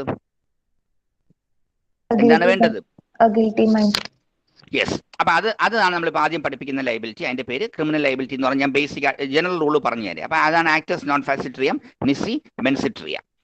ഇതാണ് മെൻസ്രിയ അല്ലെങ്കിൽ ഗിൽറ്റി ഇന്റൻഷൻ വേണമെന്ന് പറഞ്ഞു കഴിഞ്ഞു. പക്ഷേ മെൻസ്രിയ എന്നുള്ള വാക്ക് അല്ലെങ്കിൽ ഗിൽറ്റി എന്നുള്ള വാക്ക് നമ്മുടെ ഇന്ത്യൻ പീനൽ കോഡിൽ ഒരു വകുപ്പിലും കാണില്ല. ക്ലിയർ അല്ലേ? അപ്പോൾ ഇതൊരു എസ്സേ ചോദിച്ചിട്ടുണ്ട്, മെൻസ്രിയ അണ്ടർ ഇന്ത്യൻ പീനൽ കോഡ്. അപ്പോൾ മെൻസ്രിയ വേണമെന്ന് മെക്കോളെ പറയാതെ പറഞ്ഞു പോയിരിക്കുക. ഏത് വാക്ക് ഉപയോഗിച്ചിട്ടില്ല? ഏത് വാക്ക്? ഈ പറഞ്ഞ ഗിൽറ്റി ഇന്റൻഷൻ എന്നോ മെൻസ്രിയ എന്നുള്ള ആ വാക്കില്ല, പക്ഷെ അത് സൂചിപ്പിക്കുന്ന പല വാക്കുകളും ഇന്ത്യൻ പീനൽ കോഡിൽ മെക്കോളെ കൊടുത്തിട്ടുണ്ട്. ആ വാക്കുകൾ ഏതൊക്കെയാ? നിങ്ങൾ ഓരോ വകുപ്പെടുത്ത് വായിച്ചു നോക്കണം. അതിൽ എന്തൊക്കെ വാക്ക് മെക്കോളെ ഉപയോഗിച്ചിട്ടുണ്ട്? നോയിങ്ലി അല്ലേ, നോയിങ്ലി അല്ലെ, ഇന്റൻഷനലി അല്ലെങ്കിൽ ഡിസോണസ്റ്റ്ലി. വാക്കുകൾ ഓർമ്മ വരുന്നില്ലേ? ഫ്രോഡുലന്റ്ലി, ഇങ്ങനെയൊക്കെ വാക്ക് ഉപയോഗിച്ചിരിക്കുന്ന കണ്ടില്ലേ? അപ്പൊ ആ വകുപ്പിലൊക്കെ മെക്കോളയുടെ ഐഡിയ എന്താണ്? പ്രതിയെ ശിക്ഷിക്കണമെങ്കിൽ അവിടെ എന്ത് വേണം? ഒരു ഗിൽറ്റി മൈൻഡ് അല്ലെങ്കിൽ ഇന്റൻഷൻ ഉണ്ടാവും. ക്ലിയർ ആണല്ലോ? അപ്പൊ അതാണ് മെൻസ്രിയെ പറ്റി എഴുതുമ്പോൾ എസ് എ ചോദിച്ചാൽ എഴുതണം. അപ്പൊ മെൻസ്രിയെ വേണമെന്ന് മെക്കോളയ്ക്ക് ഒരു ഉദ്ദേശം ഉണ്ടെന്ന് മനസ്സിലായല്ലോ അല്ലേ? മെൻസ്രിയ ഒരു നെസസറി എലമെന്റ് ആണെന്ന് മെക്കോളയ്ക്ക് ഐഡിയ ഉണ്ടല്ലോ അല്ലേ? ഉണ്ടല്ലോ, തീർന്നില്ല. ഇത് മാത്രമല്ല നമ്മൾ മനസ്സിലാക്കേണ്ടത്, മെക്കോളെ ചാപ്റ്റർ 4 ഇന്ത്യൻ പീനൽ കോഡിലെ ചാപ്റ്റർ 4 ജനറൽ എക്സെപ്ഷൻസ് എന്ന് പറഞ്ഞിട്ട് സെക്ഷൻ 76 to 106 വരെ 12 ഡിഫൻസുകൾ കൊടുത്തിട്ടുണ്ട്, പ്രതിക്ക് രക്ഷപ്പെടാനുള്ള ആയുധങ്ങൾ. ഈ 12 സ്ഥലത്തും പ്രതിക്ക് എന്തില്ല? ഈ 12 സ്ഥലത്തും പ്രതിക്ക് എന്തില്ല? അതുകൊണ്ടാണ് ആ 12ലും നമുക്ക് പ്രതിയെ രക്ഷിക്കാൻ വക്കീലിന് പറ്റുന്നത്. മനസ്സിലായല്ലോ? അപ്പൊ മെൻസ്രി അണ്ടർ ഇന്ത്യൻ പീനൽ കോഡ് വെച്ചാൽ നിങ്ങൾ 2 ആസ്പെക്ട് ആണ് എഴുതേണ്ടത്. ഒന്ന്, മെൻസ്രി എന്നുള്ള വാക്ക് മെക്കോളെ കൊടുത്തിട്ടില്ല, പക്ഷെ അത് സൂചിപ്പിക്കുന്ന ഏതൊക്കെയാ? നോയിങ്ലി, ഡിസോണസ്റ്റ്ലി, ഇന്റൻഷനലി എന്നുള്ള വാക്കുകൾ കൊടുത്തിട്ടുണ്ടെന്ന് എഴുതണം. പ്ലസ് എന്തെഴുതണം? ചാപ്റ്റർ 4 അല്ലെ, ചാപ്റ്റർ 4 വകുപ്പ് ഏതാ? 76 to 106 വകുപ്പ് വരെ മെക്കോളെ എന്താ പറഞ്ഞു പോയിരിക്കുന്നത്? എന്തൊക്കെയാ പറഞ്ഞിരിക്കുന്നത്? 12 എന്തൊക്കെയാ? 12 എണ്ണം ഉണ്ട്. അത് എല്ലാ ഷോർട്ട് ക്വസ്റ്റിനും എസ്സേയും ചോദിക്കുന്നുണ്ട്. 12 എന്തുണ്ട്? സിറ്റുവേഷൻസ്. അവിടെയൊക്കെ പ്രതിക്ക് എന്തില്ല? അതാണ് എനിക്ക് കേൾക്കേണ്ടത്. പ്രതിക്ക് എന്തില്ല? അതുകൊണ്ടാണ് അതിനെ 12നെ നമ്മൾ എക്സെപ്ഷൻസ് എന്ന് പറഞ്ഞ് നമ്മൾ പ്രതിയെ രക്ഷിക്കാനുള്ള മാർഗങ്ങളായിട്ട് അല്ലെങ്കിൽ ആയുധങ്ങളായിട്ട് പ്രതിയുടെ വക്കീലിന് കിട്ടുന്നത്. ഓക്കെ, പെട്ടെന്ന് പറഞ്ഞുതരാം. അത് ഓർത്തോ, ഞാൻ എല്ലാം വകുപ്പ് അറിയുന്നില്ല. 76 to 106 ആണ്. ഓക്കെ, ആ ചാപ്റ്റർ അങ്ങനെ നിങ്ങൾ പഠിക്കണം. എപ്പോഴും ഒരു IPC എടുക്കുമ്പോൾ ചാപ്റ്റർ ആയിട്ട് പഠിച്ചു പോകുക. അപ്പോൾ ഡിഫൻസിനെ പറ്റി പറഞ്ഞ ചാപ്റ്റർ കണ്ടില്ലേ? എത്രയാ? 76 to 106. ഓക്കെ, അതിലെ ഡിഫൻസുകൾ പെട്ടെന്ന് പറഞ്ഞുതരാം. ഒരു ഡിഫൻസ്, മിസ്റ്റേക്ക് ഓഫ് ഫാക്ട്. എന്താണ് മിസ്റ്റേക്ക് ഓഫ് ഫാക്ട്? 76 ഉം 79 പറയുന്ന മിസ്റ്റേക്ക് ഓഫ് ഫാക്ട് എന്ന് പറയുമ്പോൾ ഒരു വസ്തുത തെറ്റിപ്പോയി, പക്ഷെ അവിടെ എടുത്ത് പറയുന്നുണ്ട് മിസ്റ്റേക്ക് ഓഫ് ലോ ആവാൻ പാടില്ല. ഇപ്പൊ ഞാൻ ഒരാളെ കുത്തിക്കൊന്നിട്ട് ഞാൻ പറയാം ഇന്ത്യൻ പീനൽ കോഡ് ഉണ്ടെന്ന് എനിക്ക് അറിഞ്ഞൂടായിരുന്നു, അതുകൊണ്ടാണ് ഞാൻ കൊന്നു എന്ന് പറഞ്ഞിട്ട് കാര്യമുണ്ടോ? ഇല്ല. അപ്പോ എപ്പോഴും എന്താണ് എന്ത് അറിഞ്ഞൂടാന്ന് പറയാം. വസ്തുത തെറ്റിപ്പോയെന്ന് വേണമെങ്കിൽ പറയാം, പക്ഷേ ലോയുടെ അജ്ഞത അല്ലെങ്കിൽ ലോ അറിഞ്ഞൂടാന്ന് പറയാൻ പറ്റില്ല. അപ്പൊ അതിനൊരു തത്വം നിങ്ങൾ എഴുതണം. Ignorance of law is not an excuse, but ignorance of fact is an excuse. അല്ലേ, പഠിച്ചില്ലേ? ഇഗ്നോറൻഷ്യ ജൂറിസ് നോൺ അല്ലേ, നോൺ എക്സ്ക്യാറ്റ്, ഇഗ്നോറൻഷ്യ ഫാക്ട് എക്സ്ക്യൂസാറ്റ്. ഓക്കെ, അപ്പൊ ഇതാണ് ആദ്യത്തേത്, മിസ്റ്റേക്ക് ഓഫ് ഫാക്ട്. അതിൽ എക്സാമ്പിൾ ഒരുപാടെണ്ണം ഉണ്ട്. ഇപ്പൊ ഒരാടെ ഇപ്പൊ നിങ്ങളുടെ ഒരു ബുക്ക് അല്ലെങ്കിൽ ഒരു കൊടിക്കൊട, അപ്പം ഞാൻ പെട്ടെന്ന് വന്നപ്പോൾ എൻ്റെ കുട അതേപോലത്തെ ആയിട്ട് ഞാൻ നിങ്ങളുടെ കുട നിങ്ങൾ അറിയാതെ നിങ്ങളുടെ അനുവാദം ഇല്ലാതെ ഞാൻ എടുത്തിരിക്കുക. അപ്പോൾ ഒരു വ്യക്തിയുടെ ഒരു ഗുഡ്, ഒരു മൂവബിൾ സാധനം വേറൊരു വ്യക്തി അയാൾ അറിവോ സമ്മതം ഇല്ലാതെ എടുത്താൽ അത് ഓട്ടോമാറ്റിക്കായിട്ട് എന്ത് പ്രതിയാവേണ്ടി വരും? നിങ്ങൾ എന്നെ എന്ത് കേസിൽ പ്രതിയാക്കി? എന്തിൽ പ്രതിയാക്കി? തെഫ്റ്റ്. പക്ഷേ ആ തെഫ്റ്റ് ഞാൻ പ്രതിയാകുമ്പോൾ എനിക്ക് കോടതിയിൽ എന്നെ വിചാരണയ്ക്ക് വിളിക്കുമ്പോൾ എനിക്ക് എന്ത് പ്രൂവ് ചെയ്താൽ മതി? എൻ്റെ വക്കീൽ എന്ത് പ്രൂവ് ചെയ്യും? ഈ സമയത്ത് എനിക്ക് എൻ്റെ കുട ഇതേ കുടയായിരുന്നു, അപ്പൊ ആ കുടയാണെന്ന് പറഞ്ഞാണ് ഞാൻ ഏതെടുത്തത്? ഈ കുട എടുത്തത്. ഓക്കെ, അപ്പൊ ഇതൊക്കെ എക്സാമ്പിൾസ് ആണ്. അപ്പൊ ഇതാണ് മിസ്റ്റേക്ക് ഓഫ് ഫാക്ട് ആണ് ആദ്യത്തെ എക്സാമ്പിൾ. രണ്ടാമതൊരു ഡിഫൻസ് എന്താണെന്ന് ചോദിച്ചാൽ ജുഡീഷ്യൽ ആക്ട്. ജഡ്ജസും അല്ലെങ്കിൽ അങ്ങനെ ജുഡീഷ്യൽ കപ്പാസിറ്റിയിലുള്ള പ്രവൃത്തിക്കെതിരെ നമുക്ക് ക്രിമിനൽ കേസ് എടുത്താൽ അവരെ ശിക്ഷിക്കില്ല. ഉദാഹരണത്തിന് ഇപ്പോൾ ഒരു മജിസ്ട്രേറ്റ് ഒരു വാറണ്ട് ഇറക്കിയിട്ട് എ അറസ്റ്റ് ചെയ്യാൻ പറഞ്ഞു. അപ്പൊ എ അറസ്റ്റ് ചെയ്യാൻ ഉത്തരവിടാൻ മജിസ്ട്രേറ്റിന് ഉണ്ടല്ലോ, പവർ ഉണ്ടല്ലോ. പക്ഷേ പോലീസുകാർ ബിയെ കൊണ്ട് നിർത്തിയിരിക്കുക, തെറ്റി. പക്ഷേ ഈ മജിസ്ട്രേറ്റ് ഉടൻ തന്നെ ഈ എയെ റിമാൻഡ് ചെയ്തു. അപ്പൊ റിമാൻഡ് ചെയ്തപ്പോൾ ഒരു നിരപരാധിയെ പിടിച്ച് മജിസ്ട്രേറ്റ് എവിടെ ഇട്ടിരിക്കുക? കോടതിയിൽ. അത് തെറ്റല്ലേ? പക്ഷേ ഒരിക്കലും ആ മജിസ്ട്രേറ്റിനെതിരെ എന്തെടുക്കാൻ പറ്റില്ല? മജിസ്ട്രേറ്റിനെ ശിക്ഷിക്കാൻ പറ്റുമോ? പറ്റില്ലല്ലോ. അതിന്റെ റീസൺ എന്താണ്? It's because it is A judicial act. അപ്പം ജുഡീഷ്യൽ ആക്ടും നമ്മുടെ മെക്കോളെ പറയുന്നുണ്ട് 77-78 വകുപ്പിലൊക്കെ. ഇനി വേറൊന്നാണ് ആക്സിഡന്റ്. പെട്ടെന്ന് പറഞ്ഞുതരാം. ആക്സിഡന്റ് എന്ന് പറഞ്ഞാൽ വകുപ്പായിട്ട് എന്തിന് ആക്സിഡന്റ്? അടുത്ത ആക്സിഡന്റ് എന്ന് പറഞ്ഞാൽ നമ്മളൊരു ബിയോണ്ട് ഹ്യൂമൻ കൺട്രോൾ ആണ്. നമുക്ക് എന്താണ് നമ്മൾ മനഃപൂർവ്വം ചെയ്തതെല്ലാം വന്നിങ്ങനെ ഭവിക്കുന്നതാണ്. അപ്പോൾ അത് മനുഷ്യന്റെ കൺട്രോളിന് ബിയോണ്ടുമാണ്. പക്ഷെ അവിടെ ഒരു ചെറിയ എക്സെപ്ഷൻ ഉണ്ട്. ഒരു ഇല്ലീഗൽ ആക്ട് നടക്കുന്നതിന്റെ ഇടയ്ക്ക് നമുക്ക് ആക്സിഡന്റ് പ്രൂവ് ചെയ്യാൻ പറ്റില്ല. അപ്പൊ ലോഫുൾ ആക്ട് ചെയ്തതിന്റെ ഇടയ്ക്ക് വരുന്ന എന്താണ് ഒരു ആക്സിഡന്റ് നമുക്ക് ഡിഫൻസ് ഇടാം. ഉദാഹരണത്തിന് എ ബിയെ കുത്തി കൊല്ലാൻ വേണ്ടി ഇങ്ങനെ കത്തി വെച്ച് എന്താണ് കുത്താൻ പോയപ്പോൾ ഇടയ്ക്ക് വന്ന് സി പിടിച്ചു മാറ്റാൻ നോക്കി. അപ്പൊ ഈ കത്തി സിയുടെ വയറ്റിൽ കൊണ്ട് സി മരിച്ചു. അപ്പൊ യഥാർത്ഥത്തിൽ എക്ക് അബദ്ധം പറ്റി ആക്സിഡന്റ് അല്ലേ പറ്റിയിരിക്കുന്നത്, അല്ലേ? ആണോ അല്ലയോ? ബി എ കൊല്ലാൻ ശ്രമിച്ചത്. പക്ഷേ എന്ത് കിട്ടില്ല ഇവിടെ? ആക്സിഡന്റ് നമുക്ക് ലീഗലി പറയാൻ പറ്റില്ല, ലീഗൽ ക്ലെയിം ഇല്ല. ബിക്കോസ് ഇവിടെ എന്താണ്, ഇവിടെ അടി കൂടി കുത്താൻ പോണ എന്തല്ല, ലീഗൽ അല്ല. യെസ്. അപ്പൊ ലോഫുൾ ആക്ട് ചെയ്തുകൊണ്ടിരിക്കുന്ന ഇടയ്ക്ക് വന്ന ആക്സിഡന്റ് നമ്മുടെ ലോ ഡിഫൻസ് ആക്കി തരും. അപ്പൊ കോടതിയിൽ വക്കീൽ എന്ത് പ്രൂവ് ചെയ്യേണ്ടി വരും? ആക്ട് ലോഫുൾ ആണെന്ന് പ്രൂവ് ചെയ്താലേ അതിനകത്തു നിന്നുള്ള ആക്സിഡന്റ് നമുക്ക് എന്തായിട്ട് കിട്ടും, മെക്കോളെ നമുക്ക് തന്നിട്ടുള്ളൂ. അതാണ് ആക്സിഡന്റ്. ഇനി വേറൊന്ന് നെസസിറ്റി. നെസസിറ്റി എന്ന് പറയുമ്പോൾ നിങ്ങൾ ഒരു വീടിന്റെ മതിൽ അല്ലെങ്കിൽ ഒരു മതിൽ ചാടുന്നത് ശരിയാണോ? ഓണർ ഇല്ലാത്ത സമയത്ത് വീടിന്റെ മതിൽ ചാടുന്നത് ശരിയാണോ തെറ്റാണോ? തെറ്റല്ലേ? തെറ്റാണ്. ഇനി ഒരു കതവ് ചവിട്ടി പൊളിക്കാമോ? ഒരു വീട്ടിന്റെ തെറ്റല്ലേ? രണ്ടും തെറ്റല്ലേ? ഒന്ന് ട്രെസ്പാസും ആണ്, ഒന്ന് ഹൗസ് ബ്രേക്കിംഗും ആണ്. പക്ഷേ അകത്തൊരു അടുക്കളയുടെ സൈഡിൽ നിന്ന് വലിയ പുകയും കാണുന്നു, ഒരു കുട്ടിയുടെ കരച്ചിലും കേൾക്കുന്നു. അപ്പൊ നിങ്ങൾക്ക് ഇത് ചെയ്യുന്നത് ശരിയാണോ തെറ്റാണോ? യെസ്, അതാണ് നെസസിറ്റി. അപ്പൊ നെസസിറ്റിക്ക് നിയമം അറിഞ്ഞൂടാന്നൊരു തത്വമുണ്ട്. അപ്പൊ necessity knew no law, necessity ആറ്റസ് നോൺ ഹാബറ്റ് ലെഗം എന്നൊരു തത്വമുണ്ട്. അപ്പൊ നെസസിറ്റി ഒരു ഡിഫൻസ് ആണ്. അപ്പൊ ഇവിടെ നമുക്ക് അങ്ങനെ ചവിട്ടിപ്പൊളിച്ച് കയറിയാൽ നമുക്ക് കോടതിയിൽ എന്ത് പറയാം? നമുക്ക് പറയാം നമ്മൾ ആരെ രക്ഷിക്കാൻ വേണ്ടിയായിരുന്നു എന്നും. അപ്പൊ അതാണ് അടുത്ത എക്സെപ്ഷൻ, നെസസിറ്റി. പക്ഷെ ഇവിടെ നെസസിറ്റി എന്ന് പറയുമ്പോഴത്തേക്ക് നമ്മുടെ കോടതി നോക്കുന്നു പറഞ്ഞാൽ നമ്മൾ ഒഴിവാക്കിയ ഹാമും ചെയ്ത ഹാമും തമ്മിൽ ഒരു ത്രാസിലിട്ട് തൂക്കി നോക്കും. അപ്പൊ ഇവിടെ നമ്മൾ ഒരു ചെയ്ത ഹാം എന്ന് പറഞ്ഞാൽ ഒരു മതിലും ചാടി കയറി ഒരു കഥ ചവിട്ടിപ്പോൾ, പക്ഷെ നമ്മൾ രക്ഷിച്ച ഒരു വലിയ കുട്ടിയുടെ ജീവിതമല്ലേ, ജീവനല്ലേ. അപ്പൊ ഇത് രണ്ടും തമ്മിൽ ബാലൻസ് ചെയ്യുമ്പോഴത്തേക്ക് നമ്മൾ ചെയ്ത ഹാം ഏതിനേക്കാൾ കുറവായിരിക്കണം. ഓക്കെ, അതിന് ബാലൻസിങ് ഓഫ് ഹാം ടെസ്റ്റ് എന്നാ പറയുന്നത്. അതിന് എക്സാമ്പിൾ ഉണ്ട്. ഒരു ക്യാപ്റ്റൻ ഒരു ഷിപ്പ് ഓടിച്ചുകൊണ്ട് പോകുമ്പോൾ ഒരു ഐസ്ബർഗ് കാണുന്നു. അപ്പൊ 1000 പേരെ രക്ഷിക്കണം. പക്ഷെ ലെഫ്റ്റ് സൈഡിൽ 3 പേര് ബോട്ടിലിരുന്ന് ഫിഷിംഗ് നടത്തുക. അപ്പൊ വേണമെങ്കിൽ അറിഞ്ഞുകൊണ്ട് എന്ത് ചെയ്യാം, ലെഫ്റ്റിലോട്ട് ഒഴിച്ചിട്ട് ആരെ ഇടിച്ചിടുക, ആ ബോട്ടിലിരുന്ന 3 പേരെ ഇടിച്ചിടുക. അപ്പൊ അവിടെ എന്താണ് പോയിന്റ്? ഹാം ചെയ്ത എന്താണ് ഹാം? ഒരു ബോട്ട് 3 പേരെ ഇടിച്ചിട്ടില്ലാതാക്കി. പക്ഷെ രക്ഷിച്ചതോ ഒരു ഷിപ്പിനെ ആൾക്കാരെ. അപ്പൊ അവിടെ ബാലൻസിങ് ഓഫ് ഹാം ടെസ്റ്റ് മനസ്സിലായല്ലോ. കോടതി അങ്ങനെ നോക്കിയിട്ടേ ഈ ഡിഫൻസ് അനുവദിക്കൂ. അവിടെയാണ് ഒരു കേസ് നിങ്ങൾ പഠിക്കേണ്ടത്. പഠിക്കുമ്പോൾ ഓർമ്മ വരുന്നത്, ഒരു ബോട്ടിൽ പോയ 3-4 പേര് പോയ സമയത്ത് അവർ കൊണ്ടുപോയ ഫുഡൊക്കെ തീർന്ന് ബോട്ട് സ്ട്രക്കായി, എഞ്ചിൻ സ്ട്രക്കായി പുറംകടലിൽ കിടക്കുക. അപ്പോൾ അവർ കുറേ ദിവസത്തേക്ക് ഫുഡ് തീർന്നു. അപ്പോൾ അവരെന്ത് ചെയ്തു? കൂടുള്ളൊരു കുട്ടിയെ തന്നെ അവർ കൊന്നു തിന്നു. ഈ കേസ് പഠിച്ചിട്ടില്ലേ? കേട്ടിട്ടുണ്ടല്ലോ. Yes, R versus Dudley and Stephens എന്നുള്ള കേസാണ്. പക്ഷെ ഈ കേസിൽ അവരുടെ വക്കീൽ എന്താ വാദിച്ചത്? നമുക്ക് വിശന്നത് കൊണ്ടാണ് നമ്മൾ എന്ത് ചെയ്തത്, നമ്മുടെ ലൈഫ് പ്രിസർവ് ചെയ്യാൻ വേണ്ടി നമ്മൾ എന്ത് ചെയ്തു, ഒരു കുട്ടിയെ കൊന്നു, നെസസിറ്റി എന്ന് പറഞ്ഞു. പക്ഷെ കോടതി അത് അനുവദിച്ചോ ഇല്ലയോ? ഇല്ല. അപ്പൊ കോടതി പറഞ്ഞു, കോടതി അനുവദിക്കാത്ത കാര്യം കോടതി പറഞ്ഞു ഒരാളുടെ ജീവൻ രക്ഷിക്കാൻ വേണ്ടി വേറൊരാളുടെ ജീവൻ എടുക്കാൻ പറ്റില്ല എന്ന്. കാരണം അയാളുടെയും ജീവൻ അയാൾക്ക് പ്രാധാന്യമല്ലേ. പോട്ടെ, അപ്പൊ എല്ലാം ചെയ്തിട്ട് അപ്പൊ എന്താണ് നെസസിറ്റി പ്രൂവ് ചെയ്യാൻ പറ്റില്ല എന്ന് നിങ്ങൾക്ക് മനസ്സിലായല്ലോ. ഓക്കെ, അപ്പൊ നെസസിറ്റി തീർന്നു. അപ്പൊ അടുത്ത എത്ര എണ്ണമായി എണ്ണിക്കണം? 12 എണ്ണം വരുന്നു. അപ്പൊ ഏതൊക്കെ പറഞ്ഞു? ആദ്യത്തെ പറഞ്ഞ ഏതായിരുന്നു? Mistake of fact, judicial act പറഞ്ഞു, ആക്സിഡന്റ് പറഞ്ഞു, നെസസിറ്റി പറഞ്ഞു, അല്ലേ?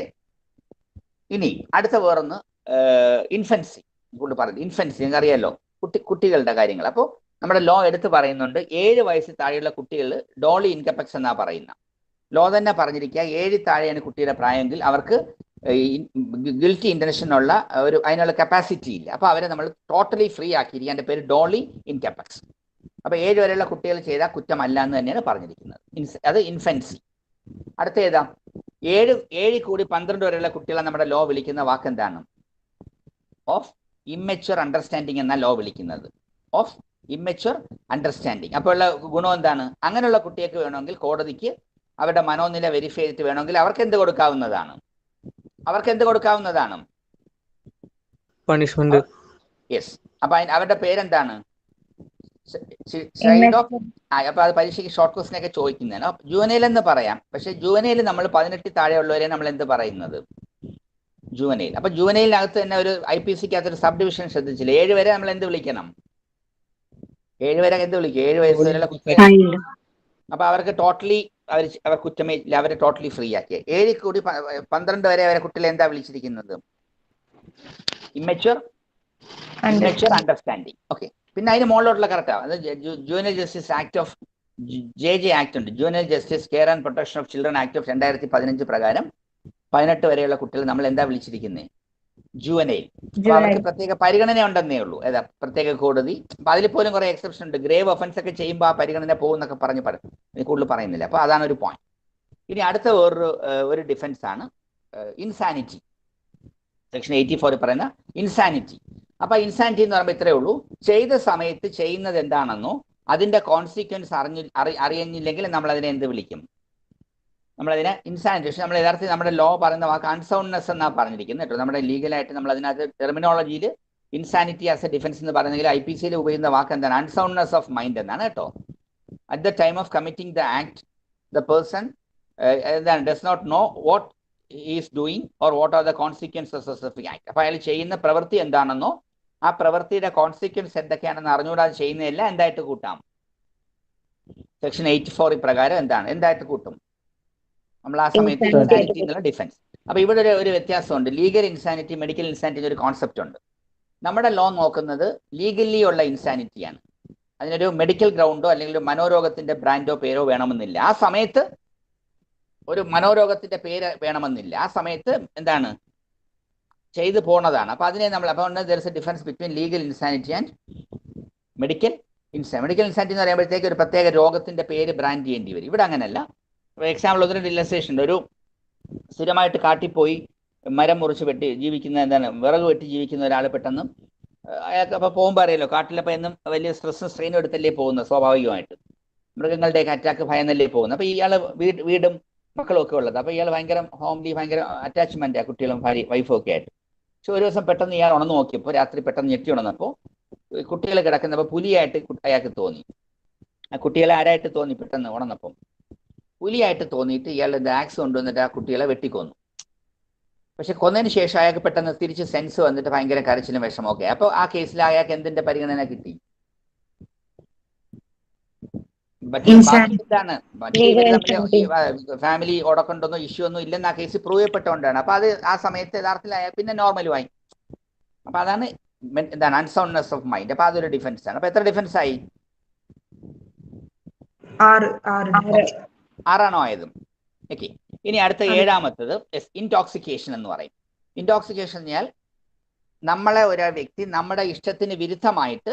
പിന്നെ ഒരു കാര്യം പറയാൻ പറ്റും, നമ്മൾ ഇൻസാനിറ്റിക്കകത്ത് വരുമ്പോൾ ഒരു കേസ് ഉണ്ട്, ഇംഗ്ലീഷ് കേസ് ഉണ്ട്, മക്നെഗറ്റൻസ് റൂൾ എന്നാണ് കേട്ടോ. മക്നെഗറ്റൻസ് കേസ് എന്ന് പറയും. കാരണം ഇംഗ്ലണ്ടിലെ ഈ ഇൻസാനിറ്റിയുടെ ലോ ഇവോൾവ് ചെയ്ത് വന്നൊരു കേസാണ് മക്നെഗറ്റൻസ് റൂൾ. അത് ഇംഗ്ലണ്ടിൽ, അപ്പം നമ്മുടെ ഇന്ത്യയിൽ നമ്മൾ 84 IPC വെച്ചിട്ടാണ് അത് ഡിഫൻസ് കൊടുത്തിരിക്കുന്നത്, അൺസൗണ്ട്നെസ് ഓഫ് മൈൻഡിന്. പക്ഷേ ഇതേ റൂള് ഇംഗ്ലണ്ടിൽ വന്ന കേസാണ് മക്നെഗറ്റൻസ് റൂൾ. ഇതേപോലെ US ഒരു റൂളുണ്ട്, ഡർഹാംസ് റൂൾ കേട്ടോ. നിങ്ങൾ പഠിക്കുന്ന മെറ്റീരിയൽ ഉണ്ടോ എന്ന് എനിക്കറിയില്ല.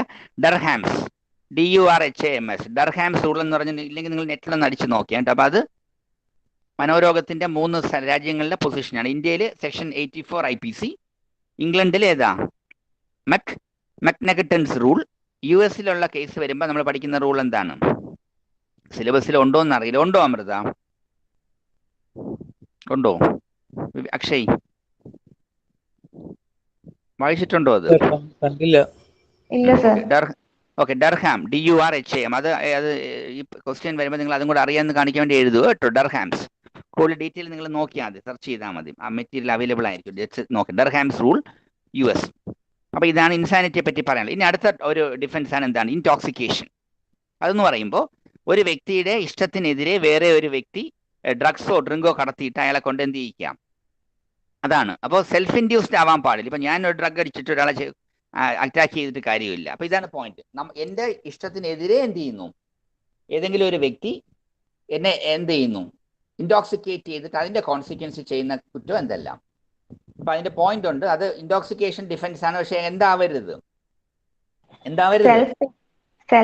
അതാണ് വാക്ക്. അത് നമ്മൾ ഓരോന്ന് പഠിക്കുമ്പോൾ ഇപ്പൊ നമ്മൾ ആക്സിഡന്റ് പഠിച്ചപ്പോൾ ഞാൻ പറഞ്ഞില്ലേ, ആക്സിഡന്റ് എന്ന് ചുമ്മാ പറഞ്ഞിട്ട് കാര്യമില്ല. ആക്സിഡന്റ് ലോഫുൾ ആക്ടിന്റെ ഇടയ്ക്കുണ്ടായാലേ അത് ഡിഫൻസ്. അതേപോലെ ഇവിടെ നമ്മൾ ശ്രദ്ധിക്കേണ്ടത് എന്താണ്, ചുമ്മാ ഇൻടോക്സിക്കേഷൻ എന്താ ആളിൽ എന്ത് ചെയ്യും, എല്ലാവരും ഒരു ക്രൈം ചെയ്യുന്നതിന് മുമ്പ് എന്ത് ചെയ്താൽ മതി, സ്വയമേ അല്ലേ ഡ്രിങ്ക്സോ ഡ്രഗ്സോ അടിച്ചിട്ട് ചെയ്താൽ പോരെ, അത് പറ്റില്ല. അപ്പൊ സെൽഫ് ഇൻഡ്യൂസ്ഡ് ആവാൻ പാടില്ല എന്നാണ് പറയുന്നത്. ഓക്കെ, അടുത്തൊരു ഡിഫൻസ് എന്താന്ന് ചോദിച്ചാൽ കൺസെന്റ് എന്ന് പറയുമ്പോൾ അറിയാം, നിങ്ങൾ ടോട്ടൽ പഠിച്ച വോളണ്ടറി നോൺ ഫിറ്റ് ഇഞ്ചൂറിയ.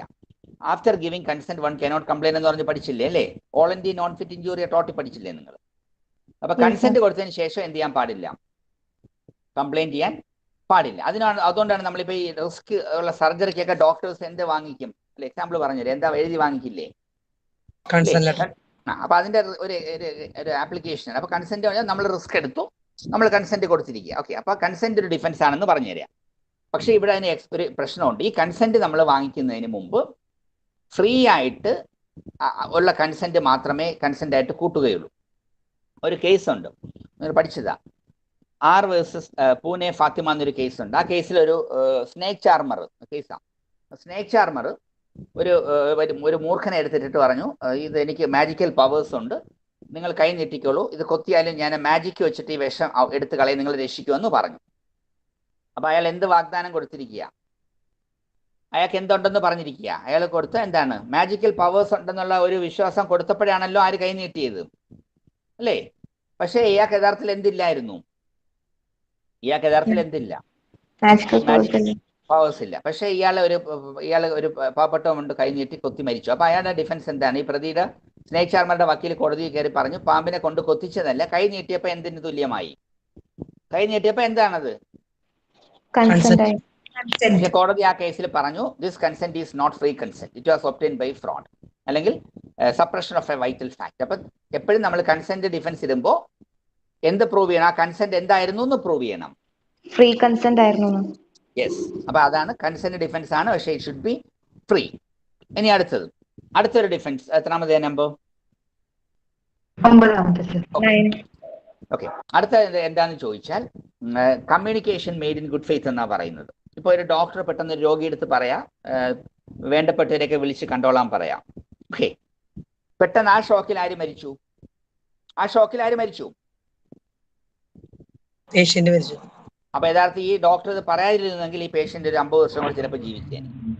അപ്പൊ ഈ പേഷ്യന്റിനെ കൊന്നതാരാണ്, അല്ലെ? യഥാർത്ഥത്തിൽ കൊന്നതാരാണ്? പക്ഷെ എന്തില്ല, it was A communication made in good faith. അപ്പൊ ആ സിറ്റുവേഷൻ കണ്ടപ്പോൾ ഡോക്ടർക്ക് തോന്നിയത് കൊണ്ട് ഡോക്ടർ സിമ്പതിയുടെ പേരിൽ. പക്ഷെ ഇതേ കേസിൽ ഒരു വ്യക്തിക്ക് എന്താണ് ഹാർട്ടൊക്കെ പ്രശ്നമാണെന്നൊക്കെ പറഞ്ഞ് ഡോക്ടേഴ്സ് പറഞ്ഞിരിക്കുക എന്താണ്, വളരെ ശ്രദ്ധിച്ച് ഷോക്കിംഗ് ന്യൂസ് ഒന്നും കൊടുക്കരുതെന്ന് പറഞ്ഞിരിക്കുക. അപ്പൊ ഇയാൾ എന്ത് ചെയ്തു കഴിഞ്ഞാൽ ഇയാളെ നല്ലോണം നോക്കണമല്ലോ. പക്ഷെ ഇയാളുടെ പെങ്ങളുടെ മകന് ഇയാൾ സ്വത്ത് എഴുതി വെച്ചിരിക്കുക, വിൽപ്പത്രം. അപ്പൊ ഈ അമ്മാവൻ മരിച്ചാൽ മാത്രമേ ആർക്ക് സ്വത്ത് കിട്ടുള്ളൂ, ഈ ശേഷക്കാരൻ. അപ്പൊ ഈ ശേഷക്കാരൻ എന്ത് ചെയ്തു എന്ന് പറഞ്ഞാൽ, പെട്ടെന്ന് സ്വത്ത് കിട്ടാൻ വേണ്ടി ഈ അമ്മാവന് പെട്ടെന്ന് ഹാർട്ട് അറ്റാക്ക് വരുന്ന ഏറ്റവും വിഷമമുള്ള ന്യൂസ് റിസർച്ച് ചെയ്ത് കണ്ടുപിടിച്ച് പറഞ്ഞ് അമ്മാവൻ മരിച്ചു. അത് യഥാർത്ഥത്തിൽ എന്താണ്, ഡിഫൻസ് കിട്ടുമോ? അല്ല, പ്രൂവ് ചെയ്യാൻ പറ്റൂലെന്നുള്ള അടുത്ത ചോദ്യം. അപ്പൊ അത് യഥാർത്ഥത്തിൽ എന്തിനു തുല്യമാണ്, അവിടെ മനസ്സിലായില്ലേ? ഉണ്ടോ? അപ്പൊ അവിടെ ഡിഫൻസ് കിട്ടില്ല എന്നാണ് പറഞ്ഞത്. അപ്പൊ അത് യഥാർത്ഥത്തിൽ ഒരു മേർഡറിന്റെ ഒരു എക്സാമ്പിളാണ് പറഞ്ഞത്. അതുപോലും വേണമെങ്കിൽ എന്താവാം, ക്ലിയർ അല്ലേ? എക്സാമ്പിൾ ഇലസ്ട്രേഷൻ പറഞ്ഞത്. അപ്പൊ ഡോക്ടറുടെ കേസിൽ അതില്ല. ഇനി വേറെ എക്സാമ്പിൾ നിങ്ങൾ എന്താണ് ഈ കോൺസ്റ്റിറ്റ്യൂഷനിൽ പഠിച്ചു കാണുമല്ലോ, ഒരു mister X versus hospital Z ഒരു കേസ് ഉണ്ട്. Mister X versus hospital Z ഒരു കേസ് ഉണ്ട് കേട്ടോ. ആ കേസ് പഠിച്ചിട്ടുണ്ടോ? Mister X versus hospital Z അതേതാ? ഒരു ഹോസ്പിറ്റലിൽ, ബോംബെയിൽ ഒരു ഹോസ്പിറ്റലിൽ ഒരു പേഷ്യന്റ് അഡ്മിറ്റഡ് ആയി. അപ്പൊ അയാൾക്ക് എയ്ഡ്സ് ഉണ്ട്, എയ്ഡ്സ് പേഷ്യന്റ്. അപ്പൊ അത് യഥാർത്ഥം അയാൾക്കും അറിയില്ല, ആർക്കും അറിയാം. പക്ഷെ ഇയാളുടെ കല്യാണം ഫിക്സ് ചെയ്ത് വെച്ചിരിക്കുക.